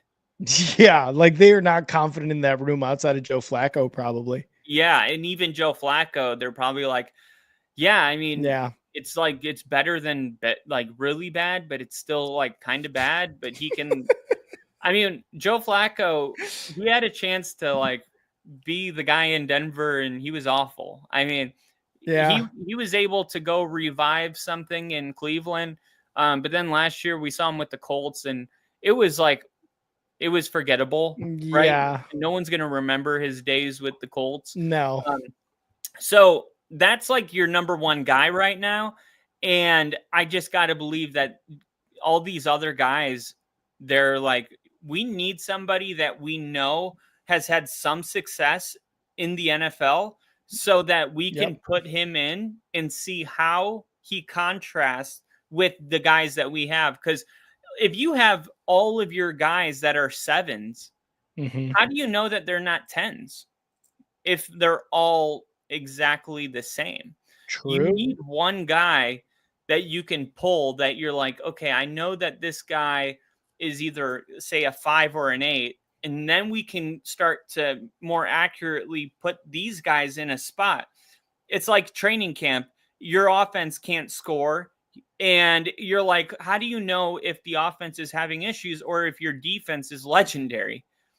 Right? Like, what if this is the toughest defense Bo Nix is going against all season long, and he goes against it every day, and you actually don't have an issue with your offense? You just have an incredibly great defense. It's hard to know until you play other teams. So I feel like this is one of those moves where they're like, we got all these guys in the building and we can't really tell which one of them, you know, where each one is at, because they're all about the same level of below mediocre. So how do we rank them, you know? Do you think... And the Shedeur Sanders thing, I think, is more of like, we want him to think that his job's not safe. Maybe to like spur some sort of like, Sean did it to Bo Nix last year. When the first unofficial depth chart came out, Bo Nix was listed as the backup quarterback behind Zach Wilson. Oh, Wilson. Okay. Well, actually, I'm sorry. It was the quarterback that was with the Raiders that I know who you're talking about. You know who I'm talking about? God. O'Connell? No, not O'Connell. Yeah, Jarrett Stidham. Oh, Jarrett Stidham. Yeah, thank you. Jarrett Stidham was number 1. But I remember that. It didn't matter. Yeah. Bo Nix won the job clearly after the first preseason game. Real quick question. With all this being said, with the Cleveland Browns depth chart, the quarterback thing, Shedeur Sanders being a 5th round pick, what do you think in 4 years? And this is like, we haven't seen him play. We haven't seen anything real game or anything, but what do you think in 4 years Shedeur Sanders' role in an NFL team will be? Will it be starting quarterback or will it be a backup journeyman? Because I'm leaning backup journeyman. I don't know if he's in the NFL. I can see that as well. I can feel that as well. There's only 2 paths for somebody like Shedeur Sanders: starting quarterback or podcaster. Or RG3 type of analyst on ESPN, this and that. Because he's got, I mean, obviously you have a group of players, I would say maybe 99% of them, that play the game because of the opportunity it provides them and their families. Like a lot of these guys are like, if I didn't have football, I guess, remember when they asked, I think it was Blake Gabbert for the Jaguars, what would you be doing if you weren't playing football? And he was like, working construction and ripping cigs. Yeah. And How about him? Everyone loved it. Yeah. How about him is saying what? How about him? Are you referencing our Shedeur Sanders prediction? I just don't see him like holding the iPad, for another quarterback. I think there's a couple because like I said, I never really finished that point. Shedeur Sanders isn't like those other players that, need this to work out. He could be a millionaire outside of football easily. Just by capitalizing on his name. I mean, look when he goes on Twitch, he has millions of people watching his live streams. Like his whole personality, he makes rap songs. I don't know if you've heard. I heard it was pretty good. The song about him in a Maybach. It's awesome. I love it. I may have heard a snippet of that. Got that new but, and do you think there's like an ego there too that would prevent him from, like you said, holding an iPad? Yeah, that's 100% what it is. That's what I was thinking too. Like, not necessarily saying ego is a bad thing. It can be a bad thing, but it can also be a very good thing. For example, ego, when you talk about Tom Brady, I think might be a good thing. I think in that sense with Michael Jordan, Tom Brady, that's a good thing. They all have it. They all have it. Ego, when you were like just not good at what you do, but you consistently go out there and like try to prove it, but you're just not good. Like that's a bad thing. No, I'm not saying I'm predicting him to be out of the league. I'm saying that if he's not starting in 4 years, he's not going to be a backup. He takes a different route. That's a whole different conversation. Now, preseason, when is the Browns' next preseason game? Because we're going to find out really fast. Probably soon. It's probably this week coming up. I think it's this week coming up. The first game that the Broncos had in the preseason was against the Colts, and then it was like, okay, mystery's over. Bo Nix is a starting quarterback. Yeah. That's how fast it happens. Now, they play August 8th, so this Friday. They play the Carolina Panthers. Shedeur Sanders is going to play his first, action. And if he goes out there and he's better than all these other quarterbacks, they're probably going to give one quarter to each quarterback. Joe Flacco gets a quarter. Kenny Pickett, then close it out with Shedeur, with Gabriel taking the third. Yeah. That's his moment to, like, if he goes out there though and stinks it up against backups and practice squad guys, like he's not as safe as like people are suggesting. Maybe people that think like, but he was good in Colorado, like he got his jersey retired. Yeah, like you got to start from scratch. Like everything he's accomplished up to this point is irrelevant, and it's about what he does now, right? Yeah. Like he has not. It's the NFL. Like it's the quarterback position too. It's the most important. It's not like we can afford to throw out like a D lineman, because his dad was a superstar and he's not really that good, but whatever, we'll throw him in the game. You're telling this young man to lead a franchise. He's got to show that he's ready, to take on that role. I always thought he was going to work out ever since they had that overtime win against Colorado State 3 years ago. I said, this guy has ice in his veins, and I feel like he was graded unfairly. I feel like he was drafted way too low. I felt like he should have been picked in the first round by the Rams. And then all of a sudden Atlanta was like, do you want 2 first-round picks? And they were like, okay. And then that didn't happen. I'm pretty certain the Rams were going to go with Shedeur with that pick, but they were like, Atlanta offered way too much. But I mean, Shedeur falling as far as he did, there's a reason that it happened. We don't know what it is. We can only speculate that it was the way he carried himself in these meetings. Yeah. And he's going to need to go out and perform. At the end of the day, if you can play, it's all that matters. You can have any personality. Cam Newton was, one of the more arrogant quarterbacks in this league's history. And he was the number 1 overall draft pick because of his talent. Yep. Once he was stinking it up, he was out of the league fast, man. Yeah. After that Patriots year, it was like, all right. And Bill Belichick said it himself. He's got way too much personality to be a backup. Yeah. And Cam Newton was like, I don't care about that. And then the coaches, though, ultimately are like, yeah, but we do. It's not good for our fan base. Yeah. So Shedeur is in one of those kind of predicaments. He's either going to work, or I don't see a bunch of teams being like, yeah, let's bring that guy into the locker room. I don't know if that's best for the team. And it's sad because he's kind of just a victim of being a personality. But the NFL has, casualties every year that it's not necessarily the player's fault.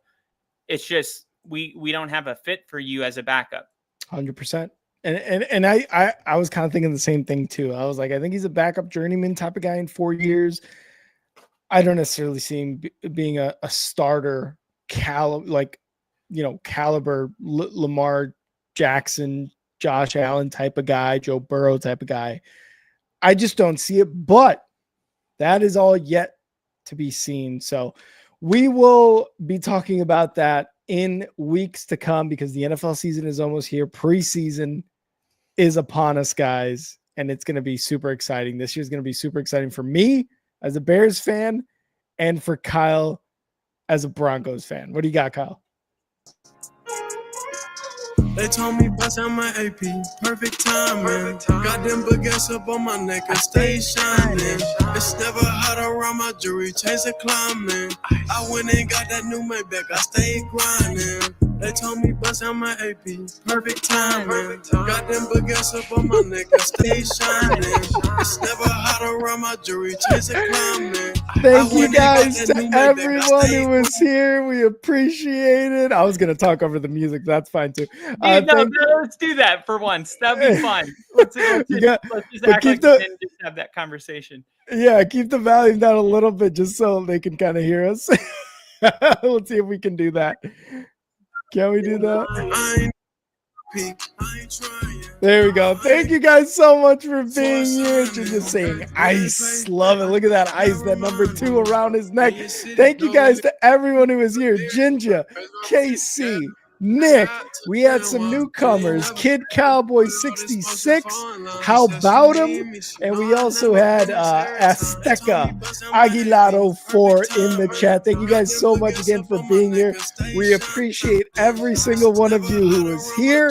Make sure to hit that like button, hit that subscribe button if you haven't already. We would really, really, really appreciate it. Hit us up on Twitch. And we got Richard in the chat. Richard in the chat. Hey, Richard in the chat. Thank you so much, Richard, for being here. We appreciate all you guys in here. Make sure to hit that subscribe button, hit that like button, comment, go hit up the polls, everything we've got here. We would really, really appreciate it so much. Kyle, long live Bill Hartnett.